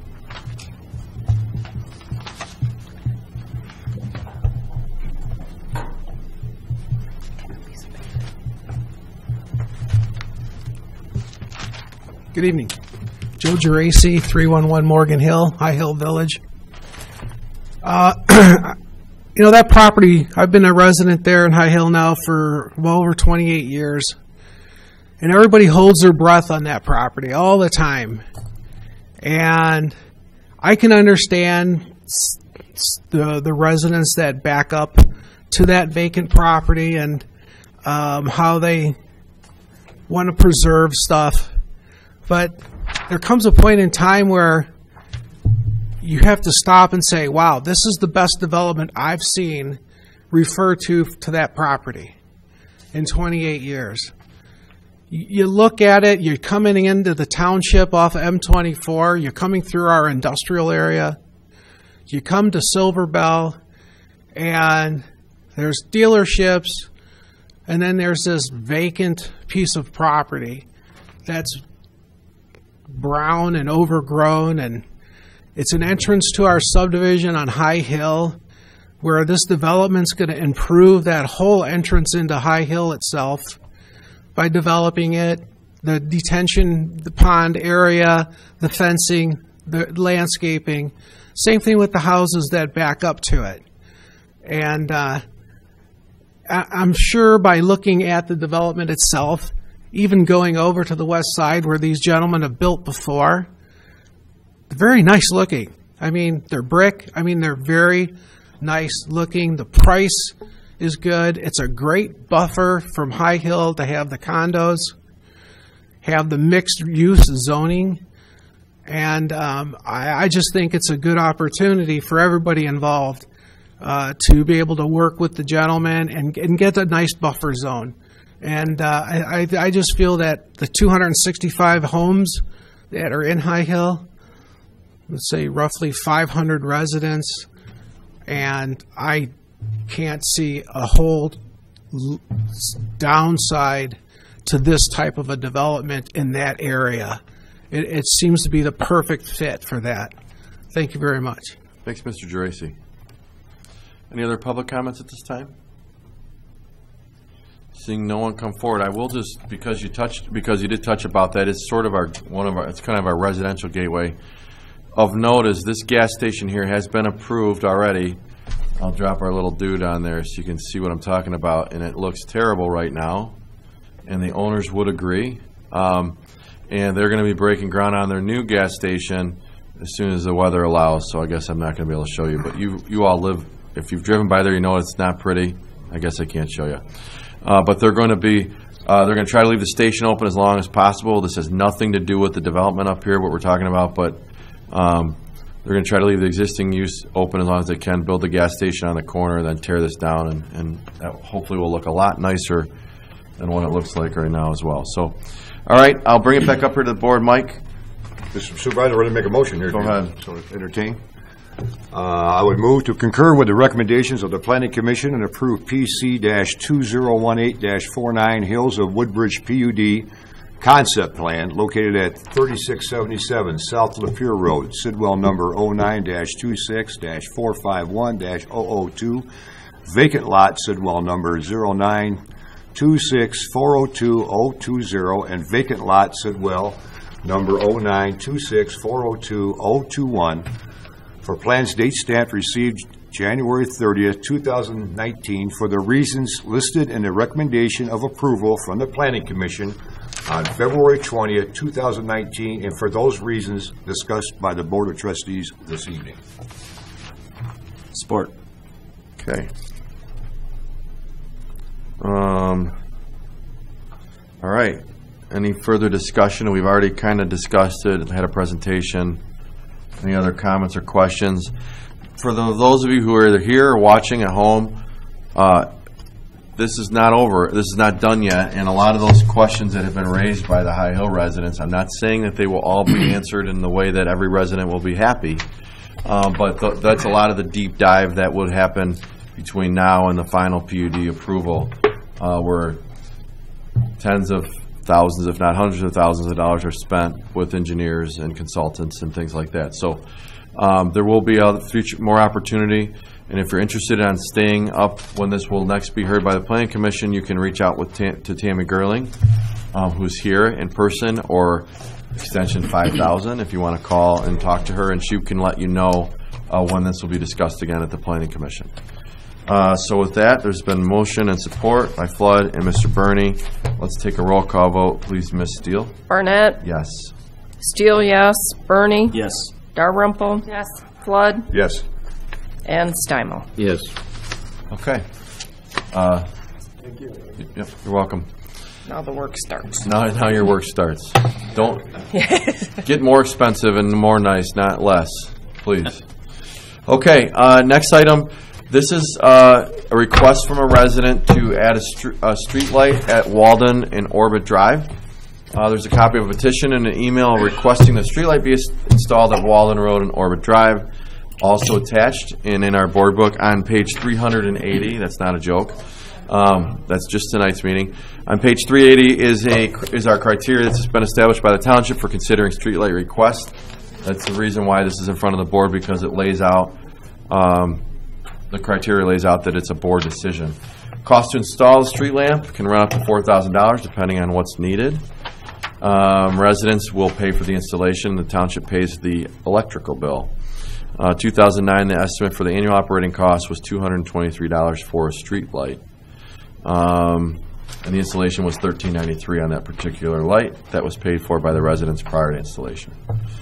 So we have to decide if the request meets the criteria, and if it does, that would be to authorize myself, authorize me to request a cost estimate from DTE Energy to bring back to the board for further action. Yes, Ms. Steele. Well, my first question is, what made them bring it to the board to begin with? If there's like some kind of something that happened, like did someone get hit at the corner, or? And my second question is that everybody that signed the petition is 2 streets down, so it's not even, nobody that lives right on the corner signed the petition. So that would be, I would like to think that the people at the corner might want to have some kind of say-so, because the light would be right in front of their houses. Is anybody here to speak on this item? Okay. Don't know how to answer your question then, because all I have is what's in front of me. This goes through Julie Savard in my office. But this is the process that's outlined. So at this point, there's not a lot of risk because, as you can see in the, first of all, there's the criteria. You can see this online. Look when we adopted this. 1984. Nice and updated. I was 4. Maybe 5 or 6. All right. So basically, it's been updated since then. That's not right. This is kind of set up like an SAD a little bit. I mean, all we're doing tonight, the board action is just to authorize me to request a cost estimate from DTE. Yep. And if you didn't know, they're doing a little bit of work on Baldwin Road, so we have a good line with them right now, and they're putting in a bunch of streetlights for us. So I don't see any harm in this, that we can get your question answered, though, Ms. Steele, as we move forward. But we're following, this is the procedure. The procedure requires the board to at least weigh in at this point. We've got these 2 out the township. You'll see them on your board bills. Millic lighting, there's different lighting and stuff. You'll see those all through the board bills. I mean, we do know that there's been requests from the school for additional crossing guards and things like that. Now, obviously, there's only a little part of the year where it's dark. Well, I guess it's middle school. It's at the intersection that they want. Yeah, right here. That's no. That red dot, that's a light right there at the entrance to the school. When they requested this crossing guard, it's for right the across from intersection Alvin. at Joslin. Well, but this is, okay, I'm not trying to confuse the issue. I'm just saying, the green circle is where they are requesting to put the street light. Right. Yes, sorry. And yes, the crossing guard, that request has been here at Walden and Joslin, yes. I'm just saying, we've had requests for safety-related things in front of this area before. So at this point, we're getting a cost estimate. Who knows? It might come back to the high enough, or I don't know. I don't know what's going to happen. I don't see an issue with. I'll move to approve the supervisor, make it up a cost estimate, bring it back to the board. Support. Is there any public comment? All in favor? Aye. Nay. All opposed? Nay. Okay, so that passes 5-1.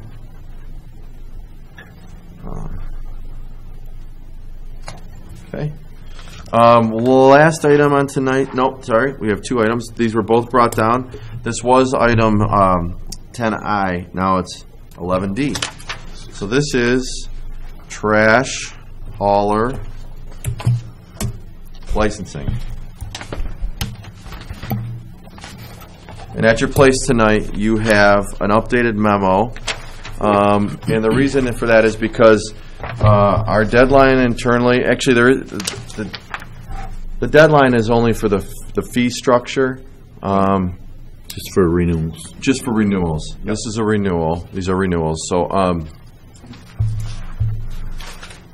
but we did receive the 4 companies that do pick up in Orion Township. All 4 did apply.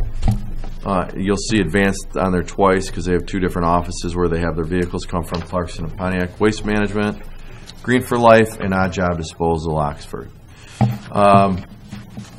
So the board has to decide what to do with these applications. We have not received payment from Waste Management and Green for Life, but that does not prevent us from taking action on this item because all that would happen potentially is their fees go up. If they choose not to pay the fees, they wouldn't be approved. Sheriff's Office and Ordinance Enforcement will be provided license numbers and information for the approved trash haulers' current year license stickers to be displayed on the lower right-hand passenger side corner of each vehicle windshield are blue for 2019. There you go. So the board has to decide what to do. I'm just going to, because I don't have this in the board book, I don't think we have this. Let me just see. I want to read because I know that I believe there are people here to discuss this. And it has been a discussion, item of quite a bit discussion in recent history. Well, we had something in the board book, but we have this updated. Okay, I don't have it to put on there. So, yeah, this is updated, but I'll just read for the public so you understand what has been applied for.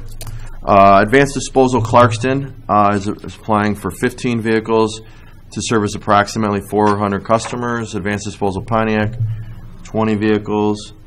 Waste Management Pontiac, 53 vehicles. Green for Life, 50 vehicles. And Odd Job, 2 vehicles. So we've asked for we've asked for a response from Odd Job as it relates to the issues that we've had and continue to have, and we have yet to receive one. But I do see Mr. Walters here tonight. I don't know if you want to address the board or give you that opportunity right now. Aaron Walter, Odd Job Disposal. Okay. Well, we've been trying to, get caught up and try and figure things out and get things going smooth. We have been slowly downsizing with either from our end of getting rid of areas that just take too long to service, and with customers canceling. But I mean, that's just, we're trying. With the communication issue, we've been trying to keep up. It didn't help having all this going on, and then more people trying to call to find out if they should pay their bill or are we going out of business, all that stuff like that. So it just kind of continues to add on to more phone calls and emails. I had this board. Is it clear to you that this board has asked you in December and January, both at a live board meeting where you were here, January 18th, where you and your partner came and spoke with Ordinance Enforcement, myself, Samantha, 2 letters that we had delivered to you by process server, also emailed to you, phone calls from my office and the clerk's office. Is it clear to you that we were expecting a response to those questions from December? Yes. Have you answered those questions? Well, I did send you an email, but I just don't think it was okay. Up to your... Well, I just want to be... okay, so here's the email. Well, it had an attachment on it. The attachment was the letter that was read into the record by Mr. Leinbach at the meeting. No, I had sent you another one with an attachment. So I have no attachments from you, Mr. Walter. And just so it's very clear, so I asked you if you were not replying for a renewal, and you said, so you're confused. And I said, are you done responding on Wednesday? Because if we had been trying to get an answer for you and was it clear to you, Mr. Walter, that you were directed by this board to be here on March 4th at the board meeting to answer to the questions that we asked you in December and in January? Yes, I know. But okay, and you did not show up to the meeting? I was still at work. Okay. So I asked you if you were done responding, and I'm not sure why we haven't gotten responses to the questions we've asked you after we gave you additional 8 weeks. Please respond. So I just want to be clear. This is the reason I'm showing this to you and to the public. I want to make sure that, if you disagree with me, this is a great opportunity. This is the only correspondence I've received from you since December, outside of the meeting that you attended here on January 18th. So you said, because I had received complaints that there were subs that had not had their recycling picked up in 6 weeks, so you weren't sure what subs haven't been picked up in 6 weeks, and I wanted to know if you're caught up. I said, with all due respect, the excuses don't work anymore. Please send the answers to the questions we requested multiple times, or don't bother submitting a renewal permit. Now, I will note that that's my own opinion. It's up to this board. And on this week, we've easily taken 50 calls and messages this week alone. Here's the new complaints that we've received since we last talked about this. And I said, you're not holding up your end of the bargain. If you didn't know already, you've cost the township thousands of dollars in resources. I can't think of any other business in my 6.5 years that has even come close to being a fraction of the draw on resources that your company has been. We have been patient. That was March 7th at 9:30 p.m. I have still not gotten a response from you since March 7th. So I sent you another email last week saying, Aaron, what's the update? We had a homeowners association meeting last night. I sent you this email last Friday, and no one can get answers from you still. We had a room full of residents that all sit on their HOA boards that were really frustrated that you still aren't answering your phones. There's subs that are saying it's been a month without recycling. Are you issuing refunds, which you told us you would when you came here, but no one has gotten a response from you. What is the process? Because residents are asking for us to get that information. And why aren't you responding to my emails or calls? That's what you agreed to do. So have you and I had any other correspondence, or have you had any other correspondence with anybody from the township other than this? Yes, I've talked to Kurt before. When? When he called the office, and I called him back. And then the next day you called the office, and I called you back, and you never returned my phone call. Mr. Walter, do you understand, is there a reason you haven't answered the questions that we had to I sent you an email with it on there.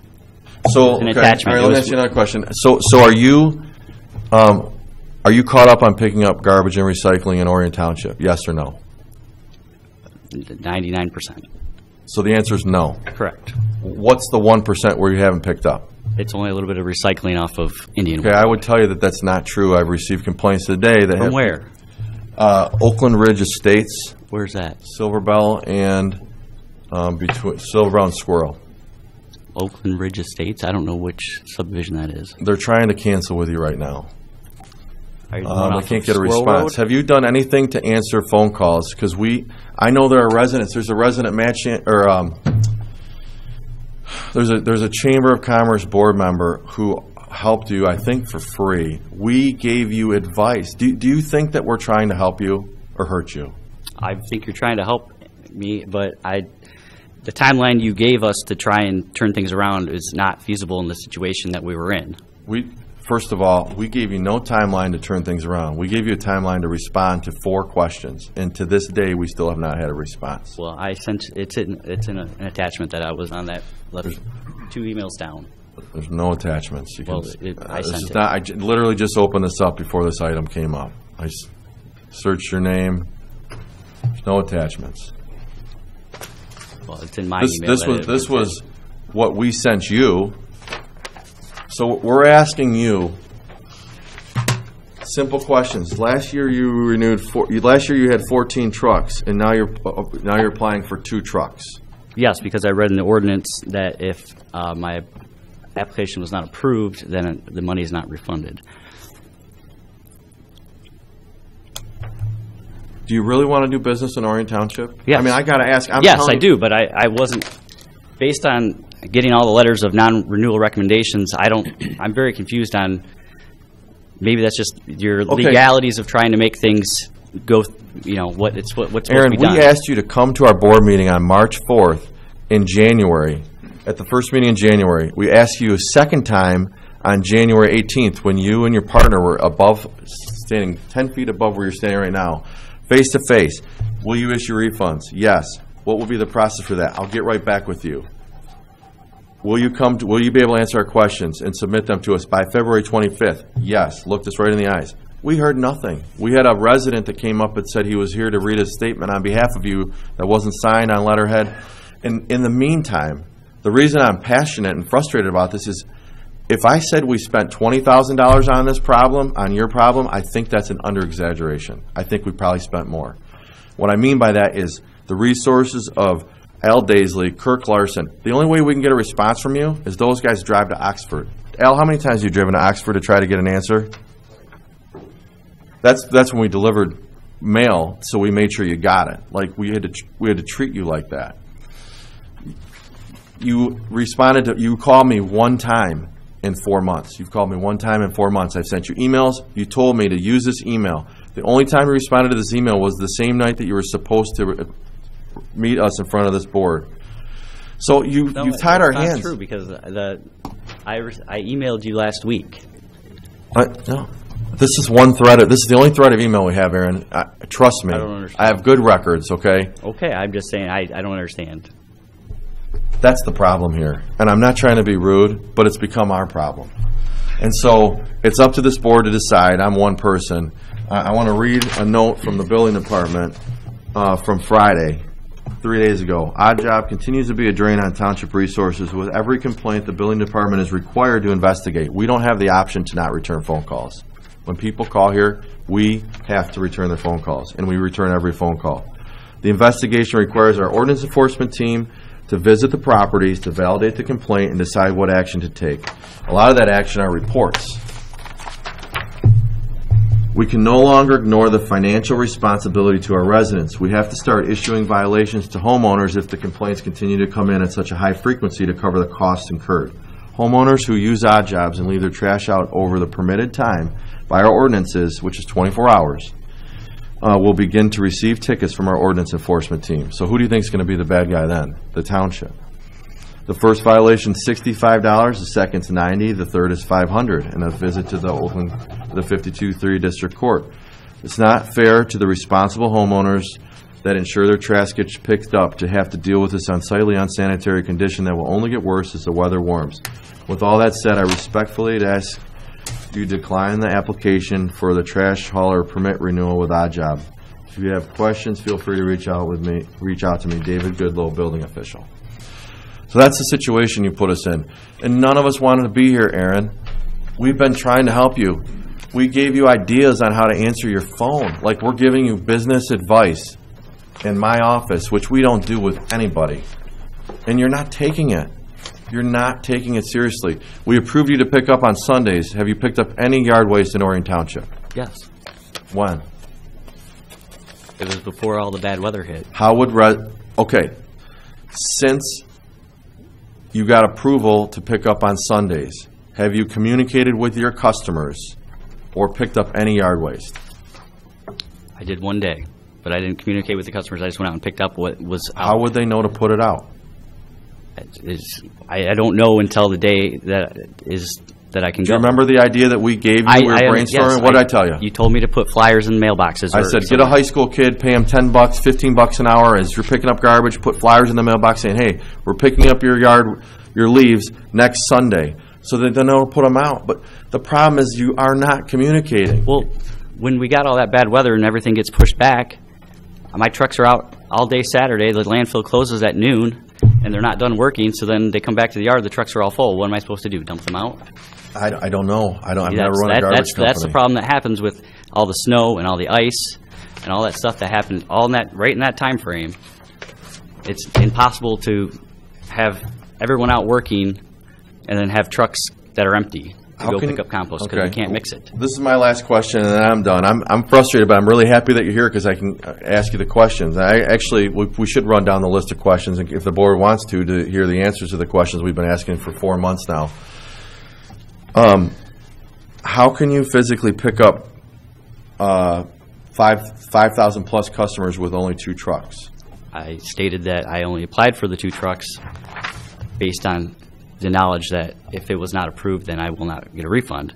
If we are approved, then I will go pay the extra money to add on the rest of my trucks. Okay. How many trucks do you have? 14. So you do every single one of them? Yeah. How am I supposed to make my decision tonight on this when I only see 2 trucks? That doesn't make common sense to me. Well, I've got data here. No, I understand. I want to say something, Mr. Waters. I hate doing this. When you guys first came on, you were the best thing happening in this township. You treated the residents great. They were fully behind you back 2 or 3 years ago. They filled this room. You leave odd jobs alone. And by gosh, we did. The board heard those residents. Now it's completely flipped. I understand. We didn't bring this on. You and your business brought this on. I have to evaluate on findings of fact. I got to take all the human emotions out. That's my responsibility. We have a responsibility here representing almost 40,000 residents in this township. There's over 17,000 households. We'll subtract a little 1 square mile in the village because the village has an excellent waste hauling process in there. And they're a single hauler. And you talk to those village residents, I've never heard one complaint from them on their collection. I've had refuge collection since I've lived in this township when they enacted this ordinance. One thing I want to make perfectly clear to the residents and who's ever watching, who's ever in the audience is that when we say we want to support our local businesses, there's no local trash hauler in the 6 square miles radius of this township. The last one we had was Washington, and they live right over here on Joslin Road, across from Orion Stone Depot. They pay taxes on that property. All these other trash haulers, including you, do not put 1 penny of property tax on a brick and mortar facility in this township. You take care of that with Oxford. Now, I'm not slamming any of you, but I just want to put that to bed about supporting local. It's no different than I go down here and spend my money at Costco, Myers, Target. Auburn Hills is getting all that money, not Orion Township. So when I say local, I mean within our 36 square mile. So when I do an evaluation on this, I looked at this and says only 2 trucks. Well, now I understand why they're having problems. Because the data is here from 2014. I have 5 years of data right here. And it's all on the public Orion Township website. You don't have to FOIA these. You can go there and you'll find this posted on our board packet there.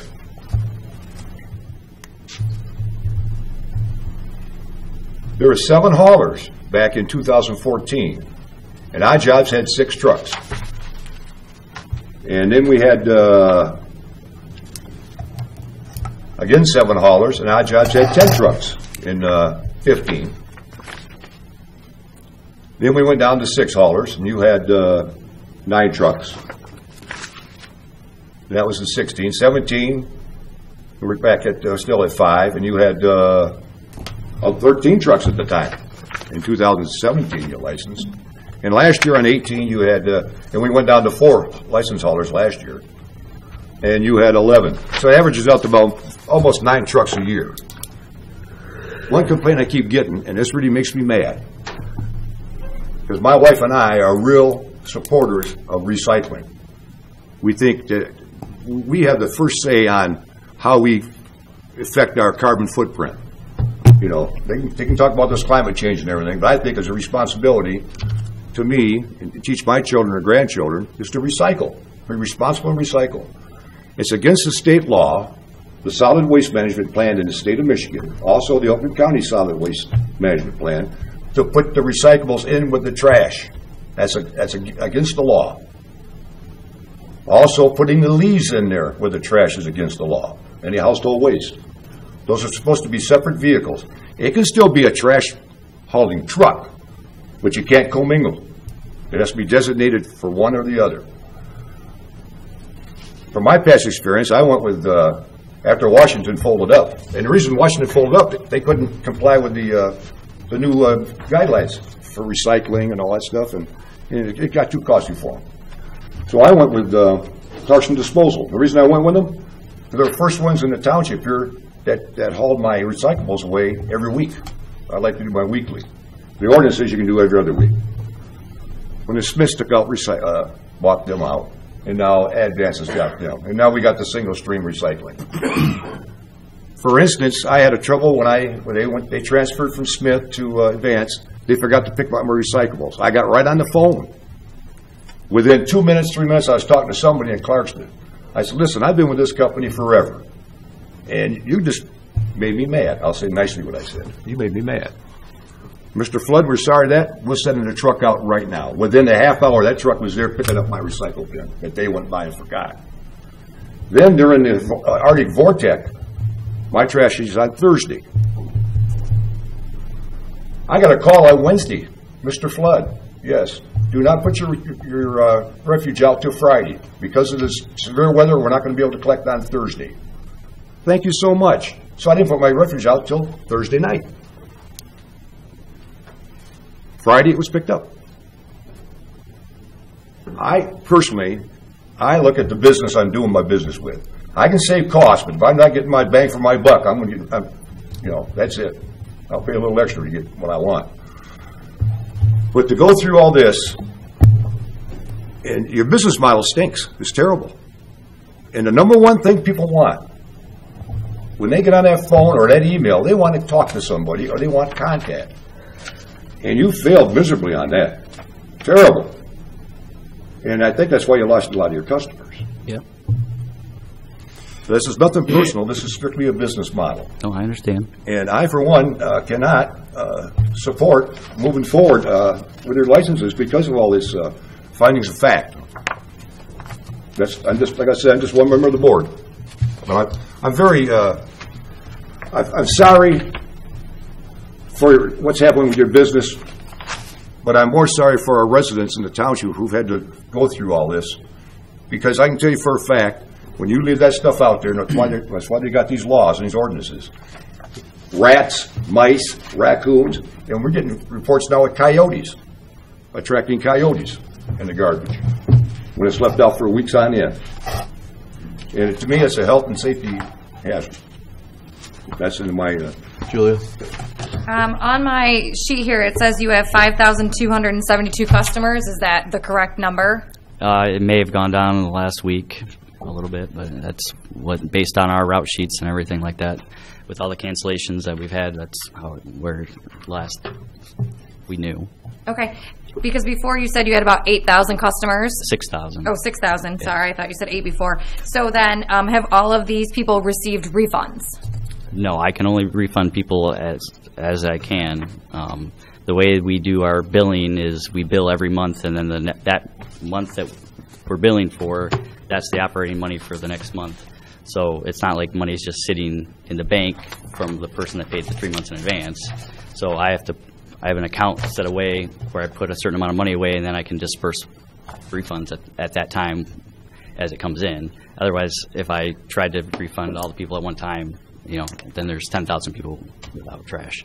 Okay, so then one more with that is that, do you have like an ongoing list of people who have called or emailed? Yes, we have a file in our office that's about that thick. So the people who are like at the top are getting refunds first, and then you're just working down the page as you go.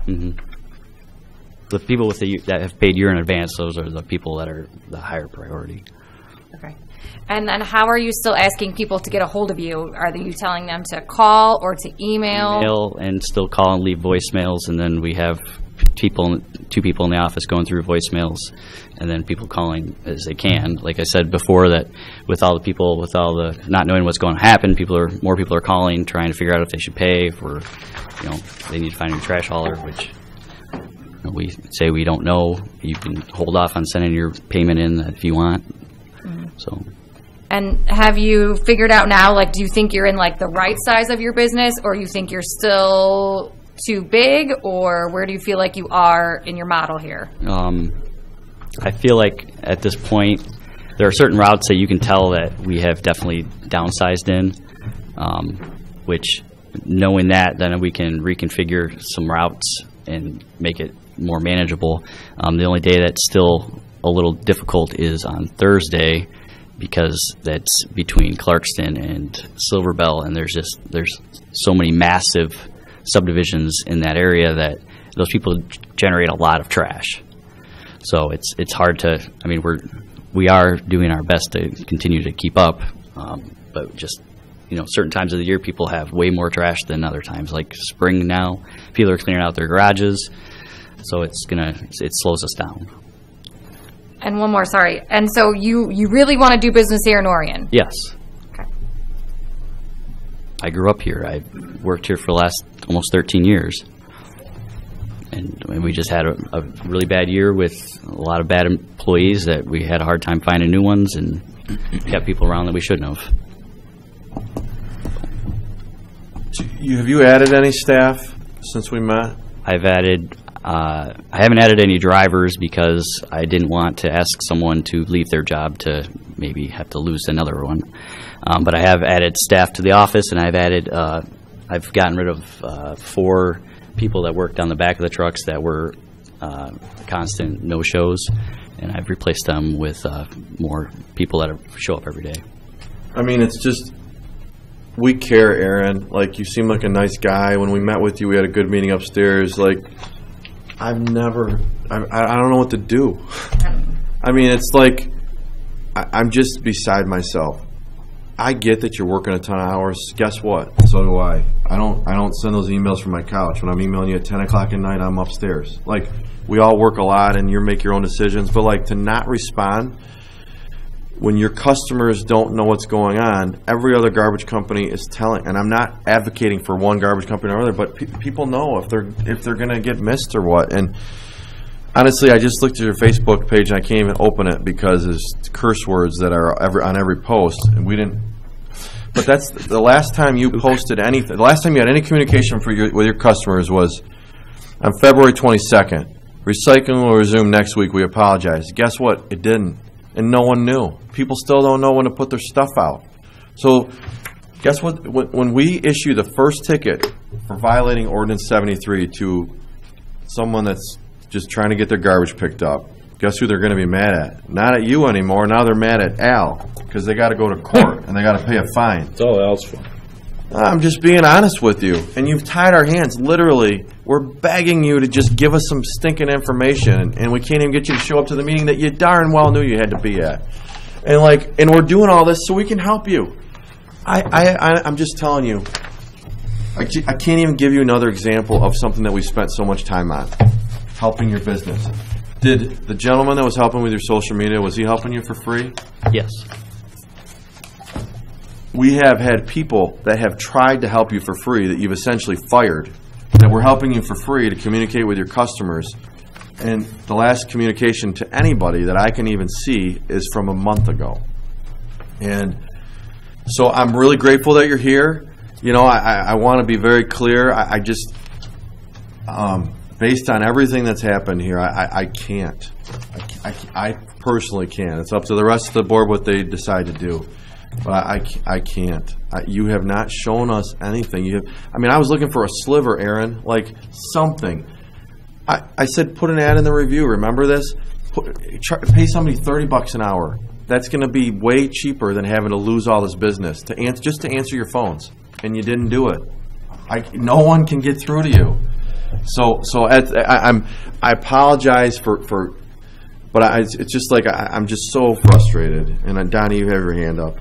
I was going to make a motion. Go ahead. I'd like to make a motion to approve advanced disposal of Clarkston and Pontiac as presented, and approve waste management Pontiac and Green for Life subject to the fees stated in the revised agenda summary. Is there support? Support. Okay. Further discussion on this motion, which obviously does not include odd job. I want to make sure that's clear. Question for the attorney. First Julia, then Mike.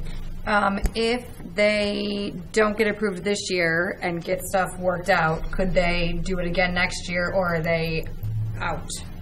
Yes. They could apply as quick as next month if they wanted to, even if they were denied. It'd be considered not a renewal, it'd be considered a new license.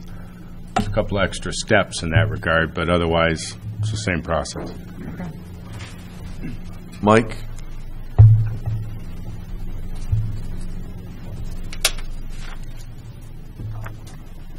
In order, this is for the attorney. I'm reading the ordinance. I want to make sure we're due diligence, both for this gentleman and for protecting the township, too. Is under ordinance 73, Section 5, application process. Let's go down to E. The board shall have the authority to refuse to grant any application for any just cause or when, in its judgment, the public health, safety, and welfare of the inhabitants of the township so require. In any action to refuse to grant a license, the board shall set forth the specific reasons or reasons. And I always mean that to be findings of fact. Right. Now, since this motion on the floor now doesn't address that, we'll take a second motion? Yes. A separate motion, pardon me. Right. As I understood this motion, it was to approve all three of the other applicants. We still have a remaining application, that'd be odd jobs, we have to deal with that. That's what I want clarification. Right. Okay, thank you. Is there any other comments on this, on the three right now? Four. Four. Advanced Clarkson, Advanced Pontiac. listed, theirs is two Okay. separate. Advanced Clarkson, Advanced Pontiac, Waste Management, Pontiac, and Green for Life. Any other discussion from the board on those four at this time? Okay, is there any public comment on those four at this time? That's what the motion is on. We'll have a motion on odd job in a moment. We'll let you talk on odd job in a second. Seeing no, come on up.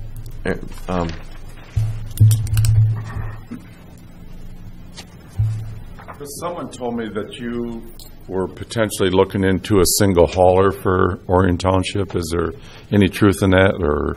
This board has discussed looking at consolidations back all the way to 2014. So it's been discussed, it's been looked at. So yes, it has been discussed. There's a committee that's been put together of Trustee Bernie, Trustee Flood, and myself to investigate that. We also have a consultant that's an independent consultant that the board hired called Resource Recycling Solutions out of Ann Arbor. So that's part of what the work we're doing, and we are looking at that as a potential option, but not the reason that we're talking about renewing these licenses is we're not at that point at this time. No, I understand. Yeah, I understand. correct. Okay. Yep. Thank you. John Neville, 839 Hemford, an odd job customer. You guys gave them the chance. The weather went against them, and you don't seem to cut them a little bit of slack on that. You looking for a sliver? You said, there it is. You talked about and gave out pricings for these other companies. I call these other companies based upon what your guys' price was and everything like that, and they laughed at me. And then it was a little more expensive, and then you're going to have the fuel surcharge added to it because taxes on gas are going up. Diesel fuel's more expensive. There's the quotes that you got were off quite a bit. Okay. And I think that is poor planning on your guys' part. I want to talk about poor planning on odd job. They're fighting to stay alive. You guys are sitting up there condemning them. Thank you for your comments, sir. Any other public comment on the motion on the floor? Seeing none, it was moved by Steele, supported by Bernie, to approve Advanced Disposal Clarkson, Advanced Disposal Pontiac, Waste Management Pontiac, and Green for Life. Let's do roll call, please. And just subject to the fees stated. Subject to them paying their fees. Yes, okay. Steele, yes. Bernie? Yes. Dalrymple? Yes. Flood? Yes. Stimo? Yes. Barnett? Yes. Okay, there would need to be another motion to either approve or deny the remaining odd job disposal application per Mr. Flood's comments. Can I ask another question? Yep. I have a question for you. How many, I know you told me that you had a list and a stack in your office, but how many would you say are in that list of waiting for refunds? It's hard to say because I haven't counted them. I mean, the stacks in an envelope that big, I mean, they're single pieces of paper, so there's probably 500 or so in there. So when people are calling or emailing you, you're either printing them out or writing them on your piece of paper and putting them in there? Yeah, well, we print out their account and then put on there that they want a refund and the date that they called and left, you know, then it goes in the file.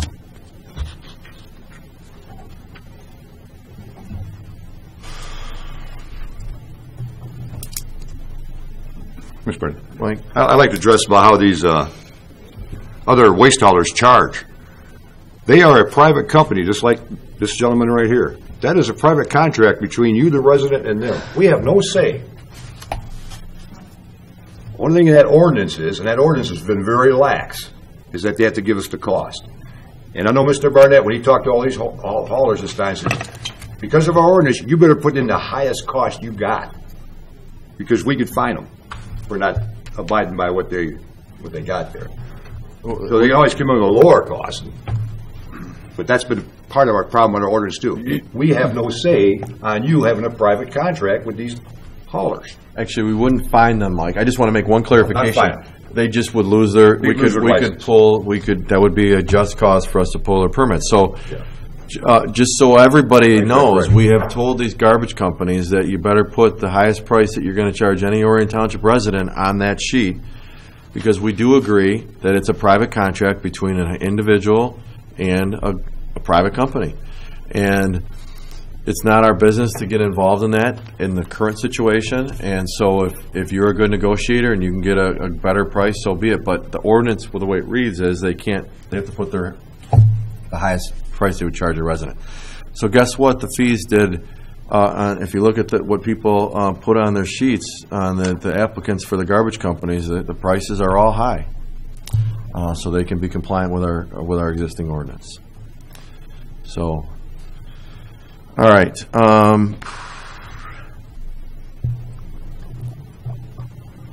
Motion on. We need a motion on this outstanding permit application.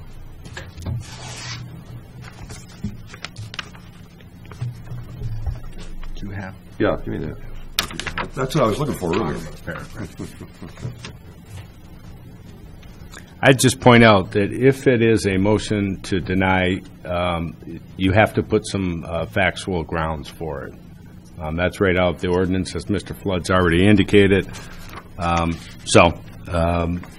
It sounds as if we've received evidence of a failure to pick up, a failure to abide by the schedule submitted to the township.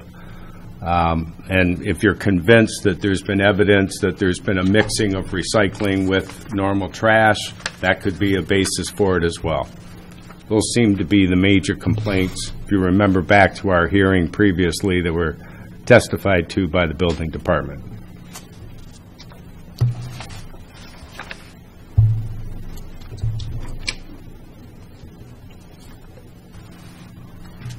Mr. Chairman?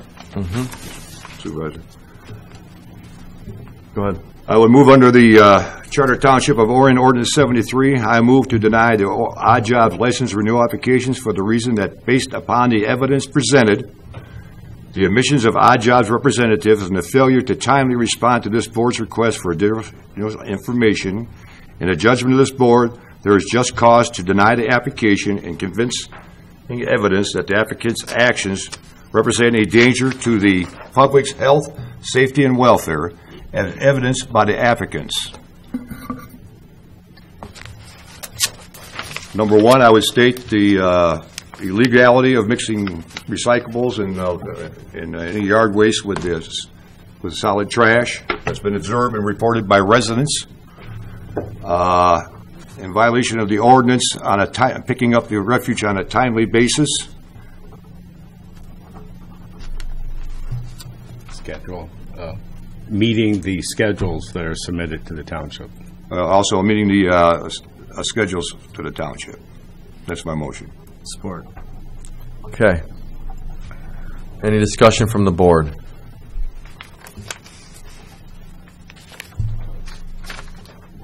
you have your hand up? Yeah. Go ahead. So again, the motion is to deny the renewal.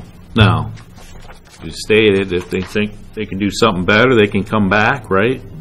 But somehow they have to convince us that these problems are going to be fixed. So if they want, but those would be basically news. They wouldn't be renewals, So they'd be just like any, And tough part is, like, and if somebody new, it's hard to tell, but there's somebody with a track record. But their current license now doesn't expire until the 31st of March. 31st of March. So but what I'm saying is, April 1st, right? They're only going to renew they were only asking to renew the license on 2 trucks, but, okay, that gets denied. That doesn't mean, I would think they'd want to do some pre-work before they try to apply and pay the money again if they wanted to try to license some in the future, maybe a couple months from now or something. But I think by then it's kind of bad, because that's a lot of people, though, I have a question. I thought there was a moratorium on new trash haulers. So how would that new license work? Moratorium has expired. Oh, okay.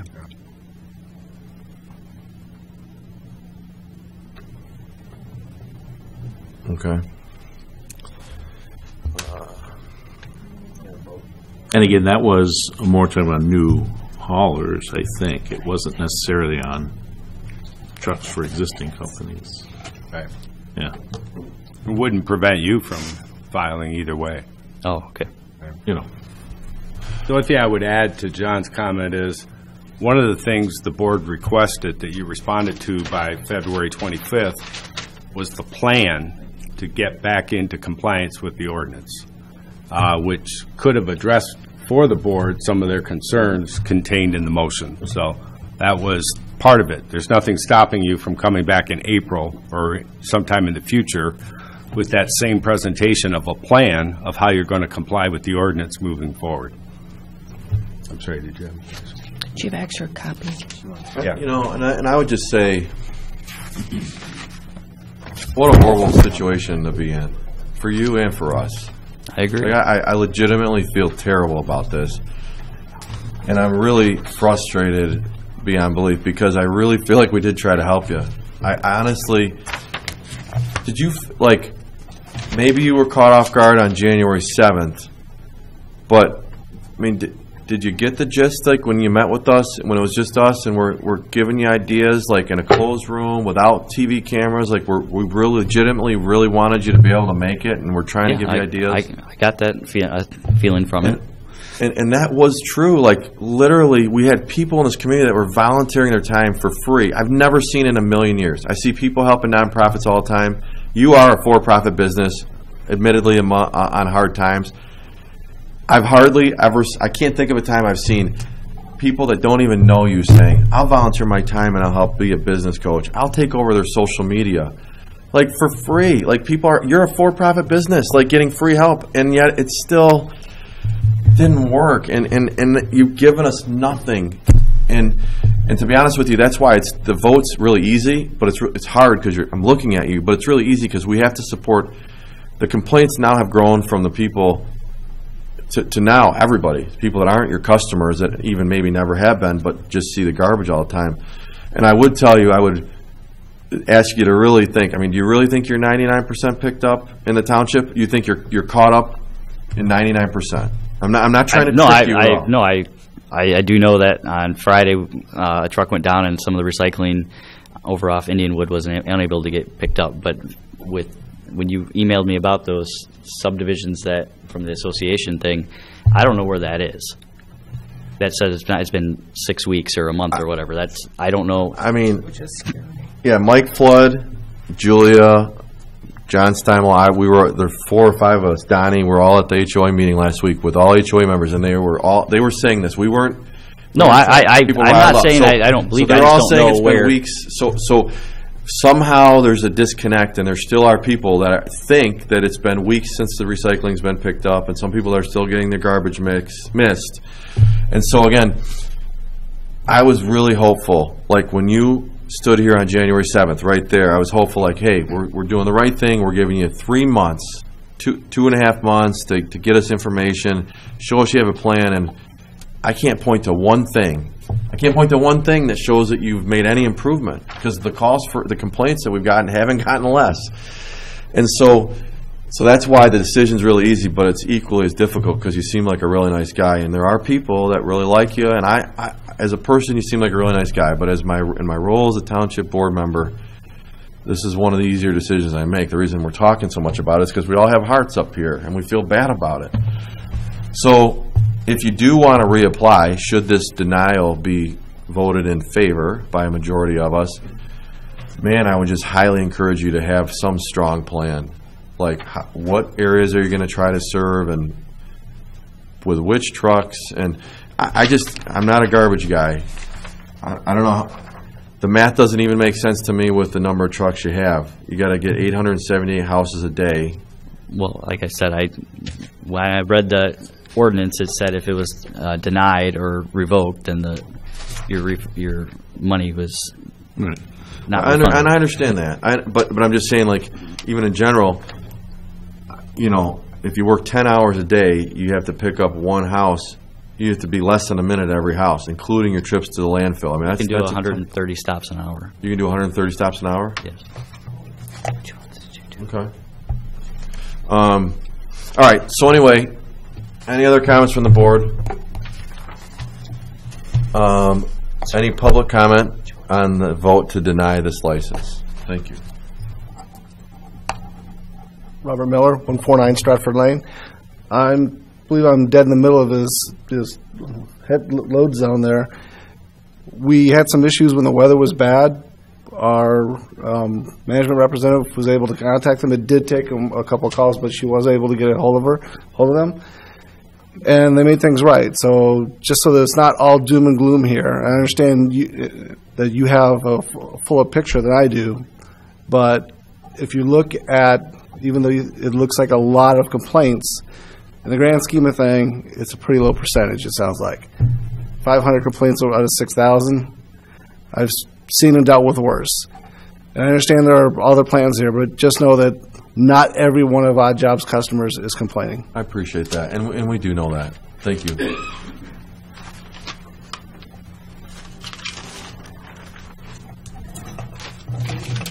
Mr. Barnett, I know you and I have corresponded a couple different times over Odd Job. This is Judy Hafner. Mm-hmm. And he's always been very prompt in replying to my emails, and I appreciate that. I've been a customer of Odd Job now for at least 7 years, and I can honestly say up until probably last October or November, I never had a problem. When I did, I called their office. Somebody answered the phone, and I would usually have that problem rectified immediately if my recycling wasn't picked up, for example. I hate to see, and I understand that you guys are frustrated beyond all reproach.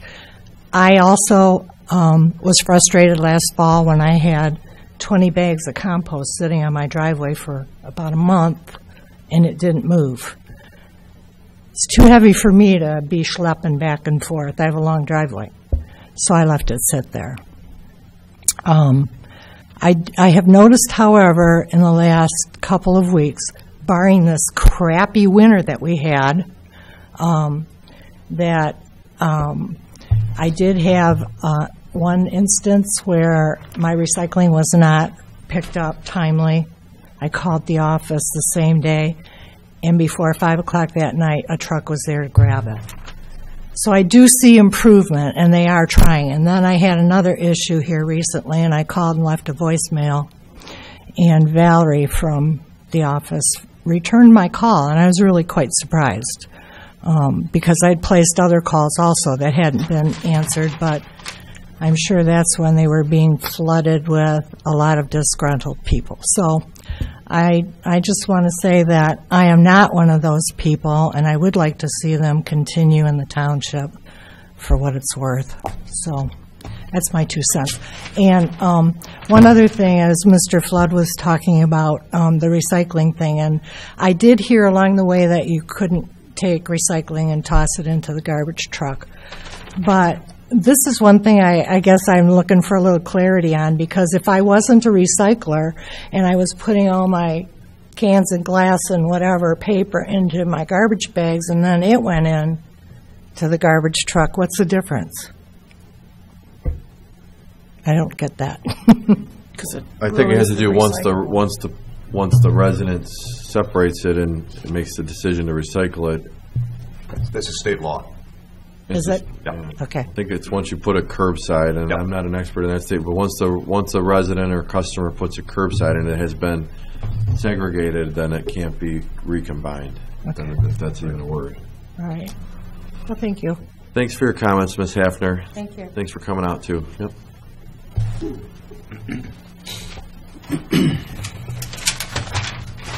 Just got to come down because we can't hear back there. Okay, sorry. It's tough in here. Okay, my name's Patty Kelso. I'm at 1099 Leidig, and I just want to address the board that we have never had a problem with Odd Job. They've been more than considerate. We are a small street of 18 homes, and it's probably about half and half that use Advance, half use Odd Job, but we've never had a problem. And we've been to a couple fundraisers. Odd Job has donated, it was the pink breast cancer for life cans that they would donate, and people would auction, would put down their bid. And so that's just a couple that we've been to. I'm sure they have donated other places.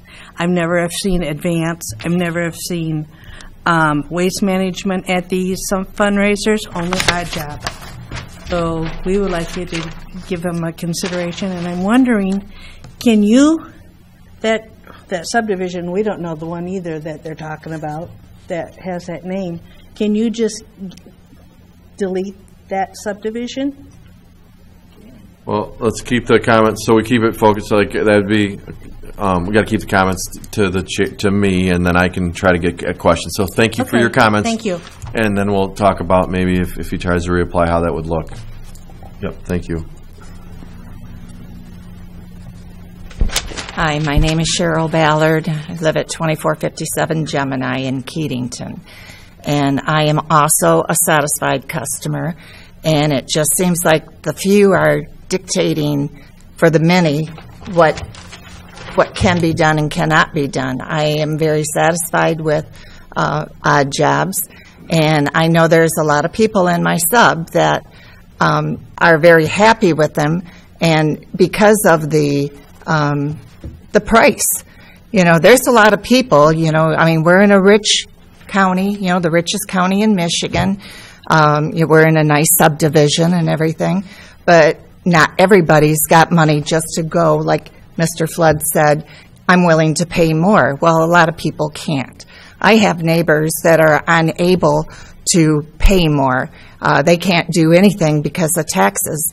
There's just so much cost living in a place like this, which it's very nice and it makes you feel good that you're able to live here, but it doesn't mean you have money to blow just to, I'm not happy with them, so I'm going to go and pay a little more and get it picked up on every single day, at the right time and at the right date and everything.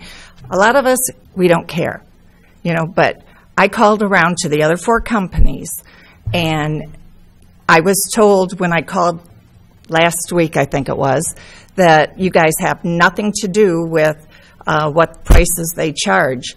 And the guy that I was talking to at the Pontiac site said that they were dictated what price they had to charge.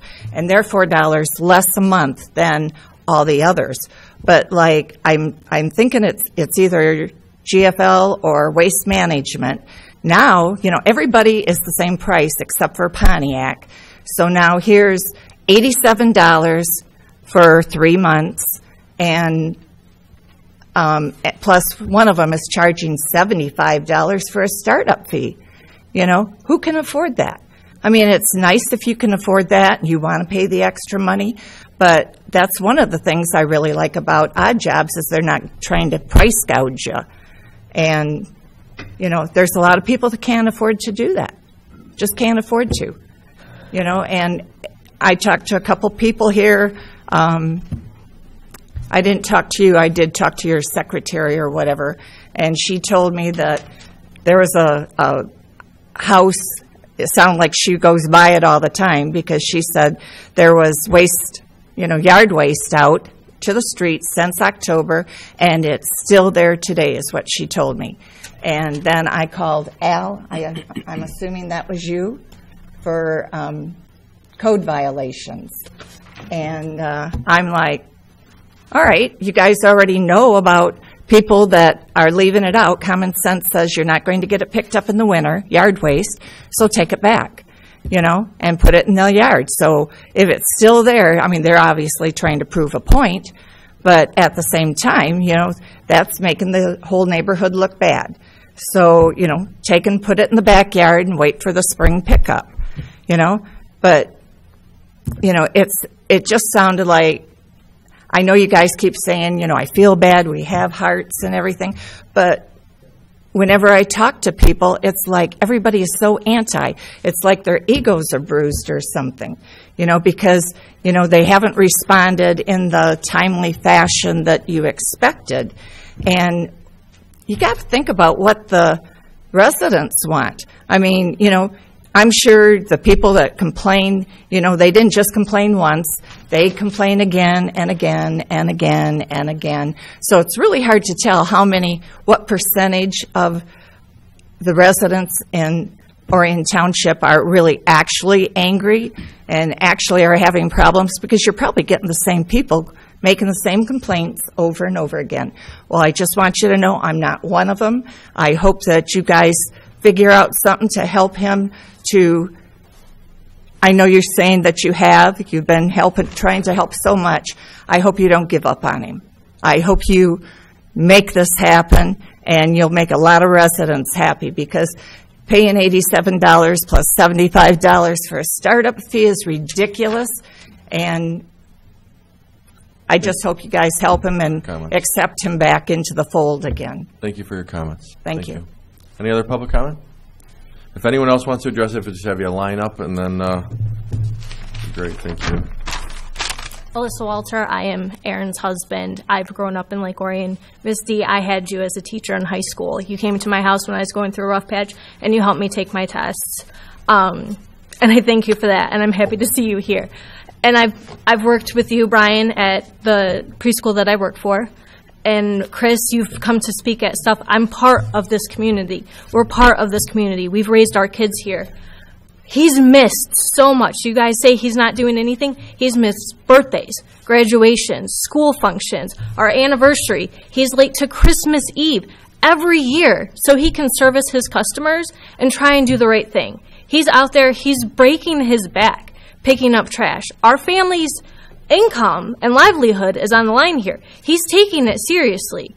I've helped him draft emails and letters that I know he's sent. I don't know where the attachments have gone, but I know that they've been attached. I don't know why it's not getting through to you.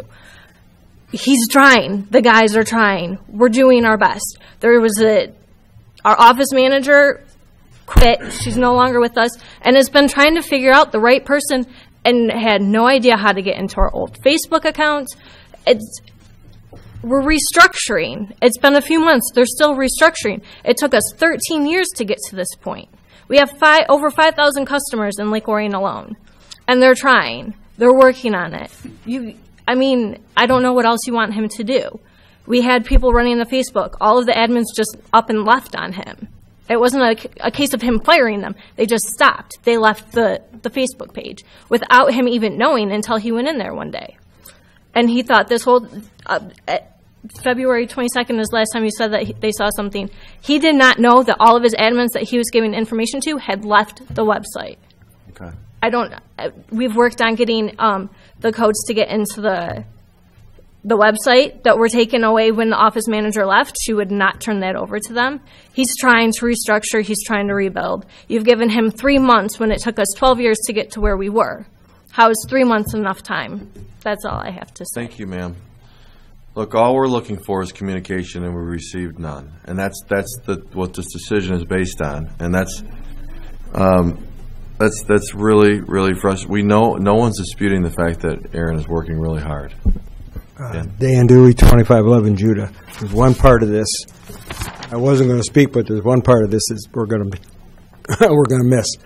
1st of April, 5,000 people got to find somebody else, and I'm one of the 5,000, which is business and can happen to anybody. But if they all take Green for Life or whoever the cheapest one is, how does that not send the next person into the same turmoil? I mean, they got hit when Advance raised their fees, and I was one of them that quickly called them. And then the compost hit, and then now this last time the weather hit. But come the 1st of April, we're all back on the looking in the phone book again. And it's doubtful will all 5,000 of us are going to go. So my point is passing the motion to say, okay, we'll deny it with a 2, and then have another motion for 2 months to let it wind out so people know it's going to end and they can shop around. Because that's going to be the end result, is that there's going to be a lot of phone calls made the first week of April to figure it all out. And that's not your fault either, obviously. But if there's anyway a 2-month extension, or 3 would be probably better, but 2 months, let everybody know it will be denied per your new list of stuff. So that people can say, okay, we're going to lose this, let's shop around. And if they all wait 2 months, then my idea is silly. But I wasn't going to speak. I thought I'd throw that out there because I'm going to be one of them. But it was okay because my basement flooded Thursday night, so I have many bags, more bags than I can put out. But anyway, interesting. I don't know how you guys could be fair. And they're trying hard, and you're trying to be fair, and it's just, like John said, it was a perfect storm that happened, and there was no easy result. Thanks. Thanks, Mr. Dewey. Any other public comment? Okay. We'll bring it back up here to the board. Just a couple comments I have.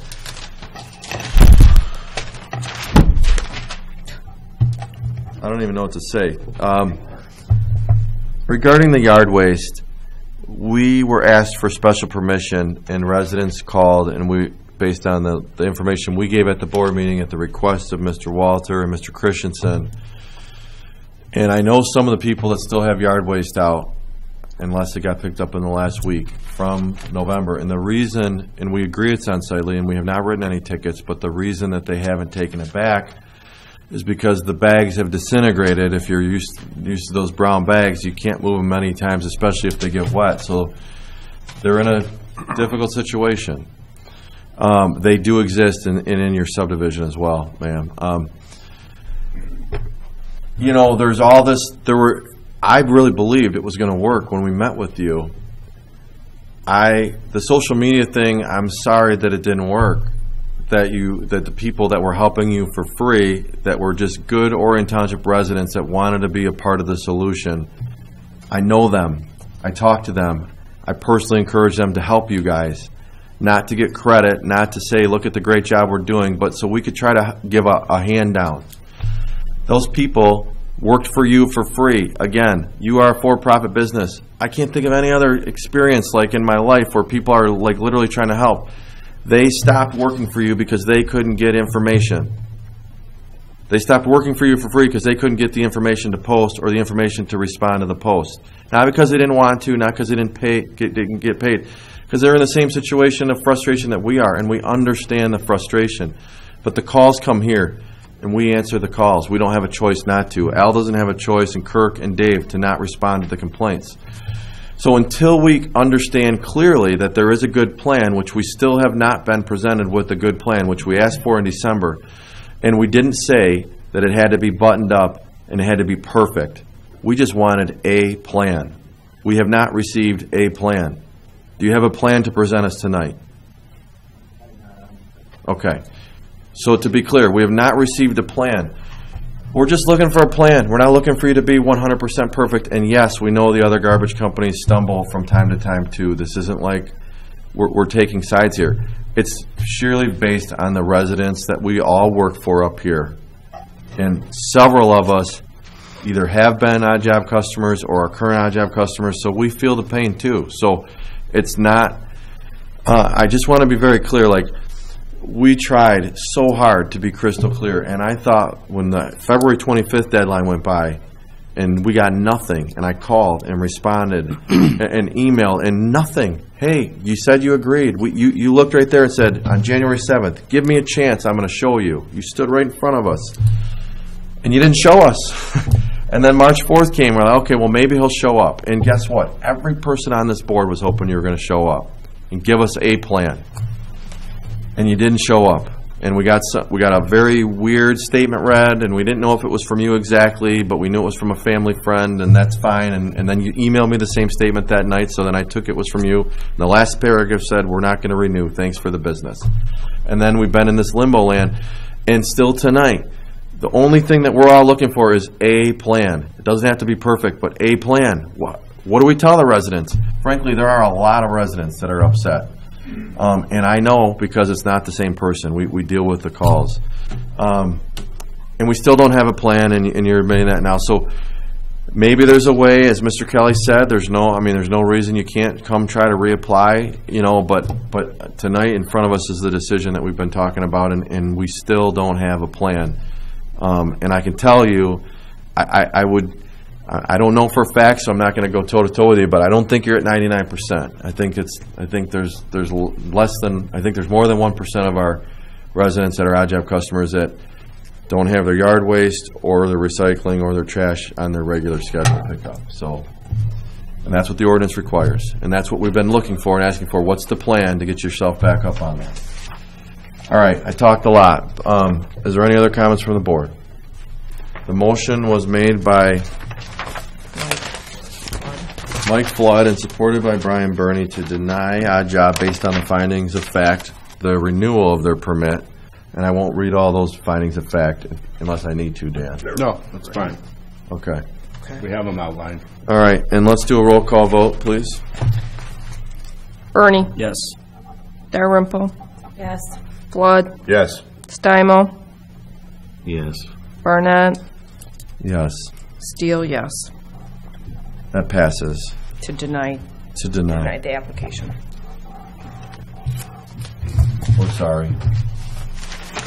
We really are. We have one more item on tonight's agenda that was brought down, and that has to do with the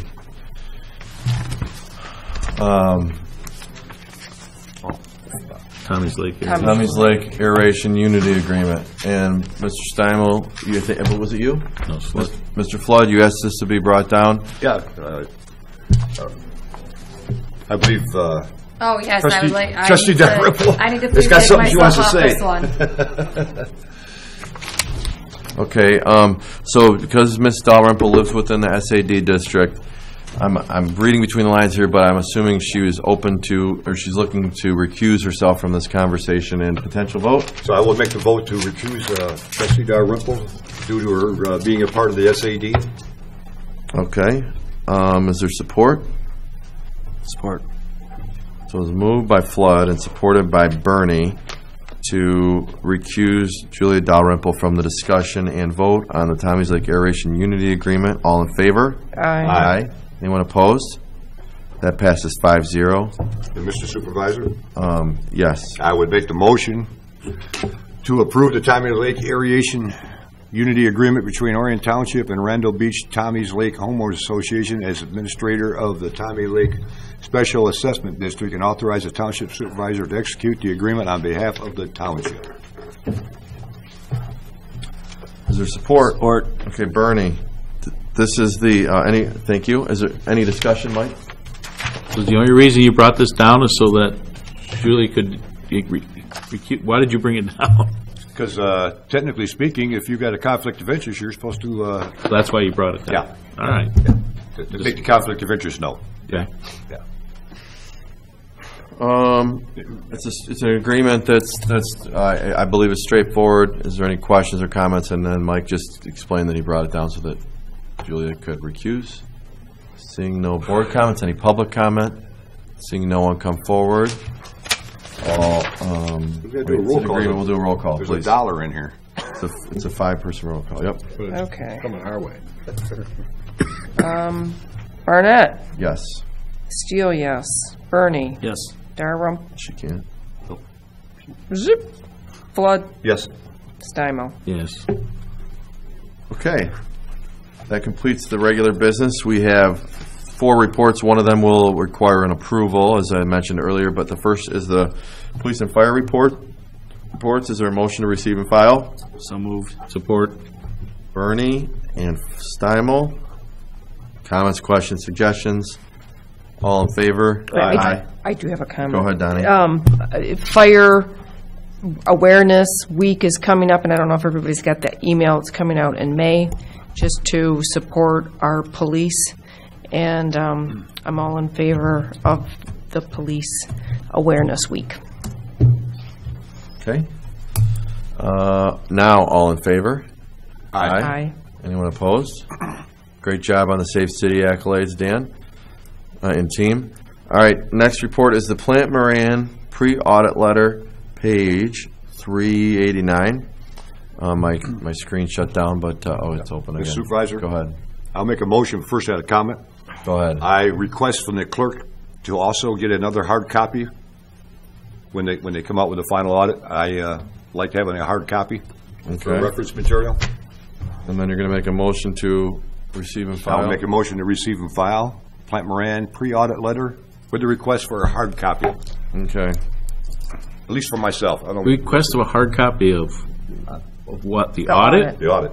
Okay. We'll all get one. I'll make sure we all get one. Yeah. There's been times where I've had to go to the clerk's office and says, oh, we forgot to give it to you. So the audit work is happening the last week of this month and the first week of April, and we will be talking about it in May, I think, right? Yeah. Who supported? That was supported. I will. Steimel supported it. All in favor? Aye. Aye. Anyone opposed? I didn't hear everybody, but I didn't hear any nays, so we'll say 6-0. Next is the annual Corridor Improvement Authority report, annual report. This is a really great report. If you have no idea what the CIE means or does in Orion Township, this is a great document to read in about 25-30 minutes, maybe 10 if you're a fast reader. Just talks about the size, scope of the project, what we're doing, the tax capture. There's a couple attachments. Talks about the priorities. It's a very cool, shows you where we're at, what we've collected, and all that good stuff. And as mentioned, I would request that the Corridor Improvement Authority Board met last Wednesday at our regular meeting, and we recommended the board approve this report. And so I would just ask for a motion to approve the Corridor Improvement Authority report as presented. I will make that motion. Support. Are there questions or comments? And Mr. Roberts is here, who greatly assisted in preparing this. So if you have questions, we can bring him up too. Go ahead, Donnie. Great report. I'm just real excited about the CIA and that it has done what it was set out to do, which was to get economic development, and that was a total teamwork between our consultants, Gary, that's still here, Dan, Jim. You still there, Jim? Yep. And then Tammy and Chris and I and a couple other members. Who supported that one? Oh, Julia. Julia did, and John, you had your hand up? Yeah. So, there's the report's a report. I'm just wondering, from the report of the CIA, when you're falling so far behind your budgeted stuff, is that a problem? Not at this time. Meaning, from the whole idea of the CIA that you put out forth this plan, and we are way behind in the capture and taxable value. And the good example is, for example, the Menard property, which Google Earth still hasn't updated this image, but there's now Menards. It's called Menards, but the technical name is Menard Singular Incorporated. But anyway, I digress. That property actually, the capture went down after year one because there was a house on there and they tore it down and some other improvements to the site. They tore it all down. So we think that our projections are conservative once you get into year 5, 6, 7. But the first couple of years, put it this way, we've had pre-application meetings with proposed developments that would get us, well on our way to capturing what we need to. The stuff that was already public that we can talk about is Aldi in front of Menards, Hyatt House Hotel. What are the other ones that we know that we can actually formally say? Lazy Boy. But we know there's a mixed-use multifamily development that's been proposed. There's more hotels, things like that. So it's not, we aren't to the point where we have to file a debt elimination plan. Okay. And Clint Moran assists us with that. So, but we're monitoring it. We're not the first quarter improvement authority that has had this glitch, if you will. And again, I got the report, but I have some questions now. Is that going to affect us from the, we loan money to the CIA to cover the beginning? And we're going to have to shift some more money into there out of the general fund, do you think? Does it look like it, or to cover that loan? No. You want me to answer? Go ahead, yeah. No, I mean, we're confident. Obviously, you want to meet your projections. Right. It has been a little bit of a slow start. I think Supervisor Barnett gave the correct answers for it. I'm not concerned unless it were to have no growth over the next 2 or 3 years. We might get into an issue there. But right now, we should be fine in terms of the borrowing that we did undertake to make the road development. I think it was the interest and the payment plan on that was geared to allow for a slow start. Okay, specifically, we have a 5-year interest-only loan. Right. So, that was, yes, geared toward letting the capture, build up a little bit. So, but these are all really good questions. And Gary, if there's anything you want to add, feel free to approach. But did you feel like you got your questions answered? Kinda. Obviously, it's disconcerting. We're off. It's not like we're off a little bit. We're off a fair amount, and it's like, is this, trend going to continue? Because, I will only add for one comment. In the grand scheme of things, in our pipeline that we have, and our pipeline is defined as somebody that's either already under construction, somebody we've met with that's in planning, somebody that's had a pre-app or has site plan approval. We need to start at $30 million, and in 2035, we need to end up with $330 million worth of, this is constructed value of stuff. Right. Okay. In that pipeline right now is close to $200 million, and we're only in the third year. So yes, they take a long time, and they get all built. Then they got to wait a year to get it fully assessed and all that. But I really think on track, you'll get there well ahead of time. And even just this development that looks a lot different than this now, which is part of the CIA district, will benefit from that again. But everything lags a full year behind the way the equalization sets values on properties. Exactly. Slower than we would hope. But it's no one's crying wolf or anything at this point. To answer your question, we're not in. There's not a great concern that anything's off kilter, if that makes sense. Okay. Like I said, I still think it does affect other things we're doing. That's because there's a lot of stuff going on, and we're going to come up in another budget cycle. We have to say, look, we were really planning on the CIA by now kind of taking care of itself, and it's not. We're going to have to continue helping to fund that. Then we have to seriously look about delaying some of these other plans from. That's what I mean. It possibly is affecting that, and we'll put that. I understand clearly what you're asking, and we'll address that specifically. Yeah. So I guess, like I said, out of this, okay, I got some stuff, but I'm going to want to tie this in when we start talking about budget again. What does this mean? And how does it affect us? Because we're on the hook. We have to put the money in and help that. Keep it going until it can stand on its own, and it's how tightly did we plan? I don't remember. I understand from just look at the CIA by itself, it's pretty normal, and it's going, well, okay, good, but from the bigger picture, we just got to watch it, ourselves. Just one more thing. In the loan documents, we did incorporate some flexibility so that if we did hit a slow start, Right. we could modify that repayment of the loan, keep up the interest total, but stretch it out a little further. So there is a little bit of flexibility over the next 2 or 3 years. Okay. Anyway, that's, like I said, it's just, you start getting numbers in, it's like, okay. Good questions. I know. I don't want to forget about it. Okay. So as far as just taking a report, that's fine. Did you get your motion? I did. It was moved Yeah. by Steele, supported by Dalrymple, to approve the annual quarter improvement authority report As presented. as presented. All in favor? Aye. Anyone opposed? 6-0, that's approved. Last was the MDNR Trust Fund. This is just a fun one because this is the path. And it's cool to see a bill in Lansing that actually has your name on it, attached to some dollars. So on page 7 of House Bill 4244, you can see that East Clarkson Road Pathway, M24 to Paint Creek, Oakland County, grant and aid to Orion Charter Township in an amount of $300,000 was approved by the House and passed by the House on March 7th. So we have $300,000 for our path project.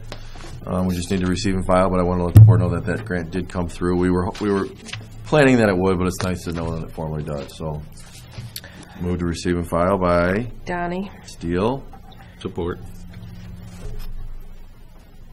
The other thing of note is if you want to look at House Bill 4244, and if Gary's still listening, man, they give a lot of money to a lot of people, so we can get more money maybe.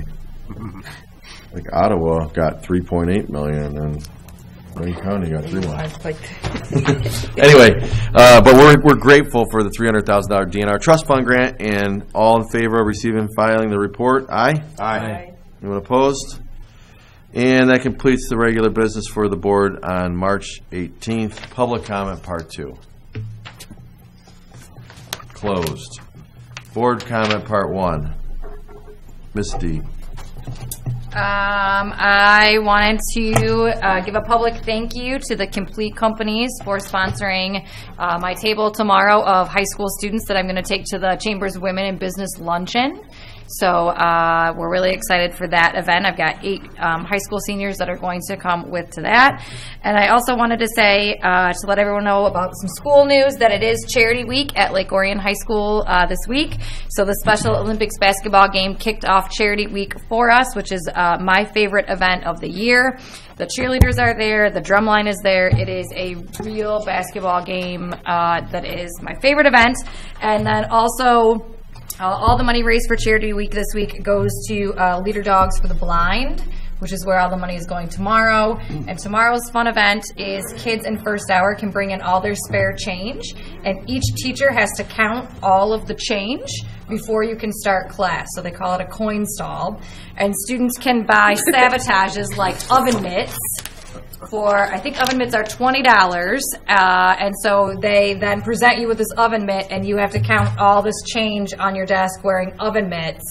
And it is a great day and a great charity for the money to go to this year. Yeah, it can't be dollars, it all has to be change. So the kids who are all hoarding their parents' change right now, it's going to a good cause tomorrow. So what do they do while they're waiting for you to count? In my class, they play cards and board games and like that kind of stuff I already have in my room. So they have to like interact with each other during my time. Good one. I bet you my kid took all my change this year. I like my card. Yes, I don't John. have them first hour. John? After all this, I'm kind of wrung out. Yeah. So if I had comments, I can't remember what they were. Donnie? I would like to, the Knights of Columbus had a nice get-together at the, what is the name of that place? I've only been there. Knights of Columbus. Knights of Columbus. And for the St. Patty's Day party, and they also have the Tootsie Rolls coming out, where they raise a lot of money for this upcoming week. And then I do want to say the Lake Orion band, the percussionist, are doing an event for the community at 7 o'clock this Friday to show what their great performances, and there probably will be great champions again this year. So we might have another one coming into the board. That's it. Thank you, Mike. Just want to remind everyone, no board meeting on April 1st. I think the next one would be on the 15th then, correct? No fooling. No fooling. Yeah, no fooling. Other than that, I concur with John. I've talked enough tonight, and I really don't like having to do these kind of things, but when you get elected up and do these jobs, right or wrong, you got to do the job. It goes with the job. That's it. Tomorrow, like Julia was saying, is the first ever Women in Business Conference that the Chamber's holding at Kings Court Castle. It starts at 11 a.m. And then March 21st is the next Thursday at Rainforest Cafe. But don't stay there too long, because I want you to go to the Patrick Henry dinner later on. So that's the official pregame for that. And then March 26th is the Coffee Connect at White Pine Coffee. All Chamber stuff. That's it. Thanks, Brian. Dan, anything? No. Go green? Go green, okay. Yeah, before we adjourn, just a couple things. This is a terrible meeting. I hate these types of meetings. It's really hard.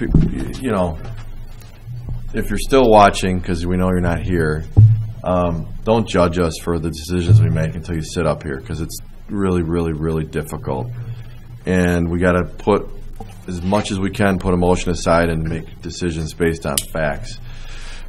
Speaking of facts, it's a fact that we had an awesome HOA forum, Homeowners Association forum last Thursday, or was it Wednesday? Wednesday. Thanks to everybody that came out. All the department heads were present. 4 of the 7, or maybe 5 of the 7 board members were there. It was great. Good feedback and lots of great feedback after the meeting. A good meeting. Thanks, everybody. Reminder, a couple things for your calendar. Mike covered April 1st. There will be a joint meeting this Wednesday. Don't forget. With the Planning Commission. Which one is that? What case is that? Silverbell and Joslin. Yep. Potential PUD, Plan Unit Development at Silverbell and Joslin. Actually, south of Silverbell. South of Silverbell, like kind of across from like Star Market. Basically where the train tracks cross, someplace there. And a couple more things for the calendar. As mentioned, the State of the Township is next Wednesday. Really excited about that. Some exciting news that you'll hear for the first time there. Friday, if you were planning on coming to Coffee with Chris, we're going to reschedule that. I have to pick a new time.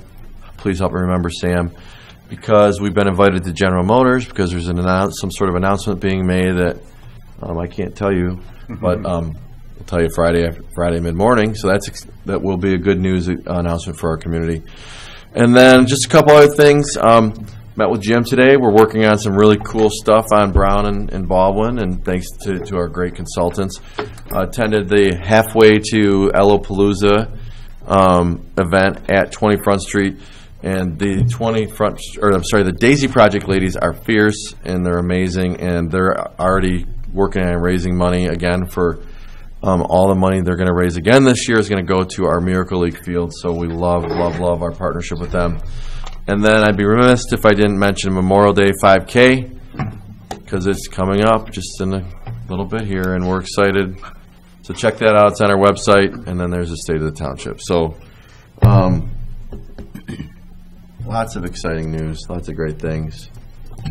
I would entertain a motion to adjourn at 9:55 p.m. So move. Support. Steele, Steinmal, all in favor? Aye. Aye. Adjourn.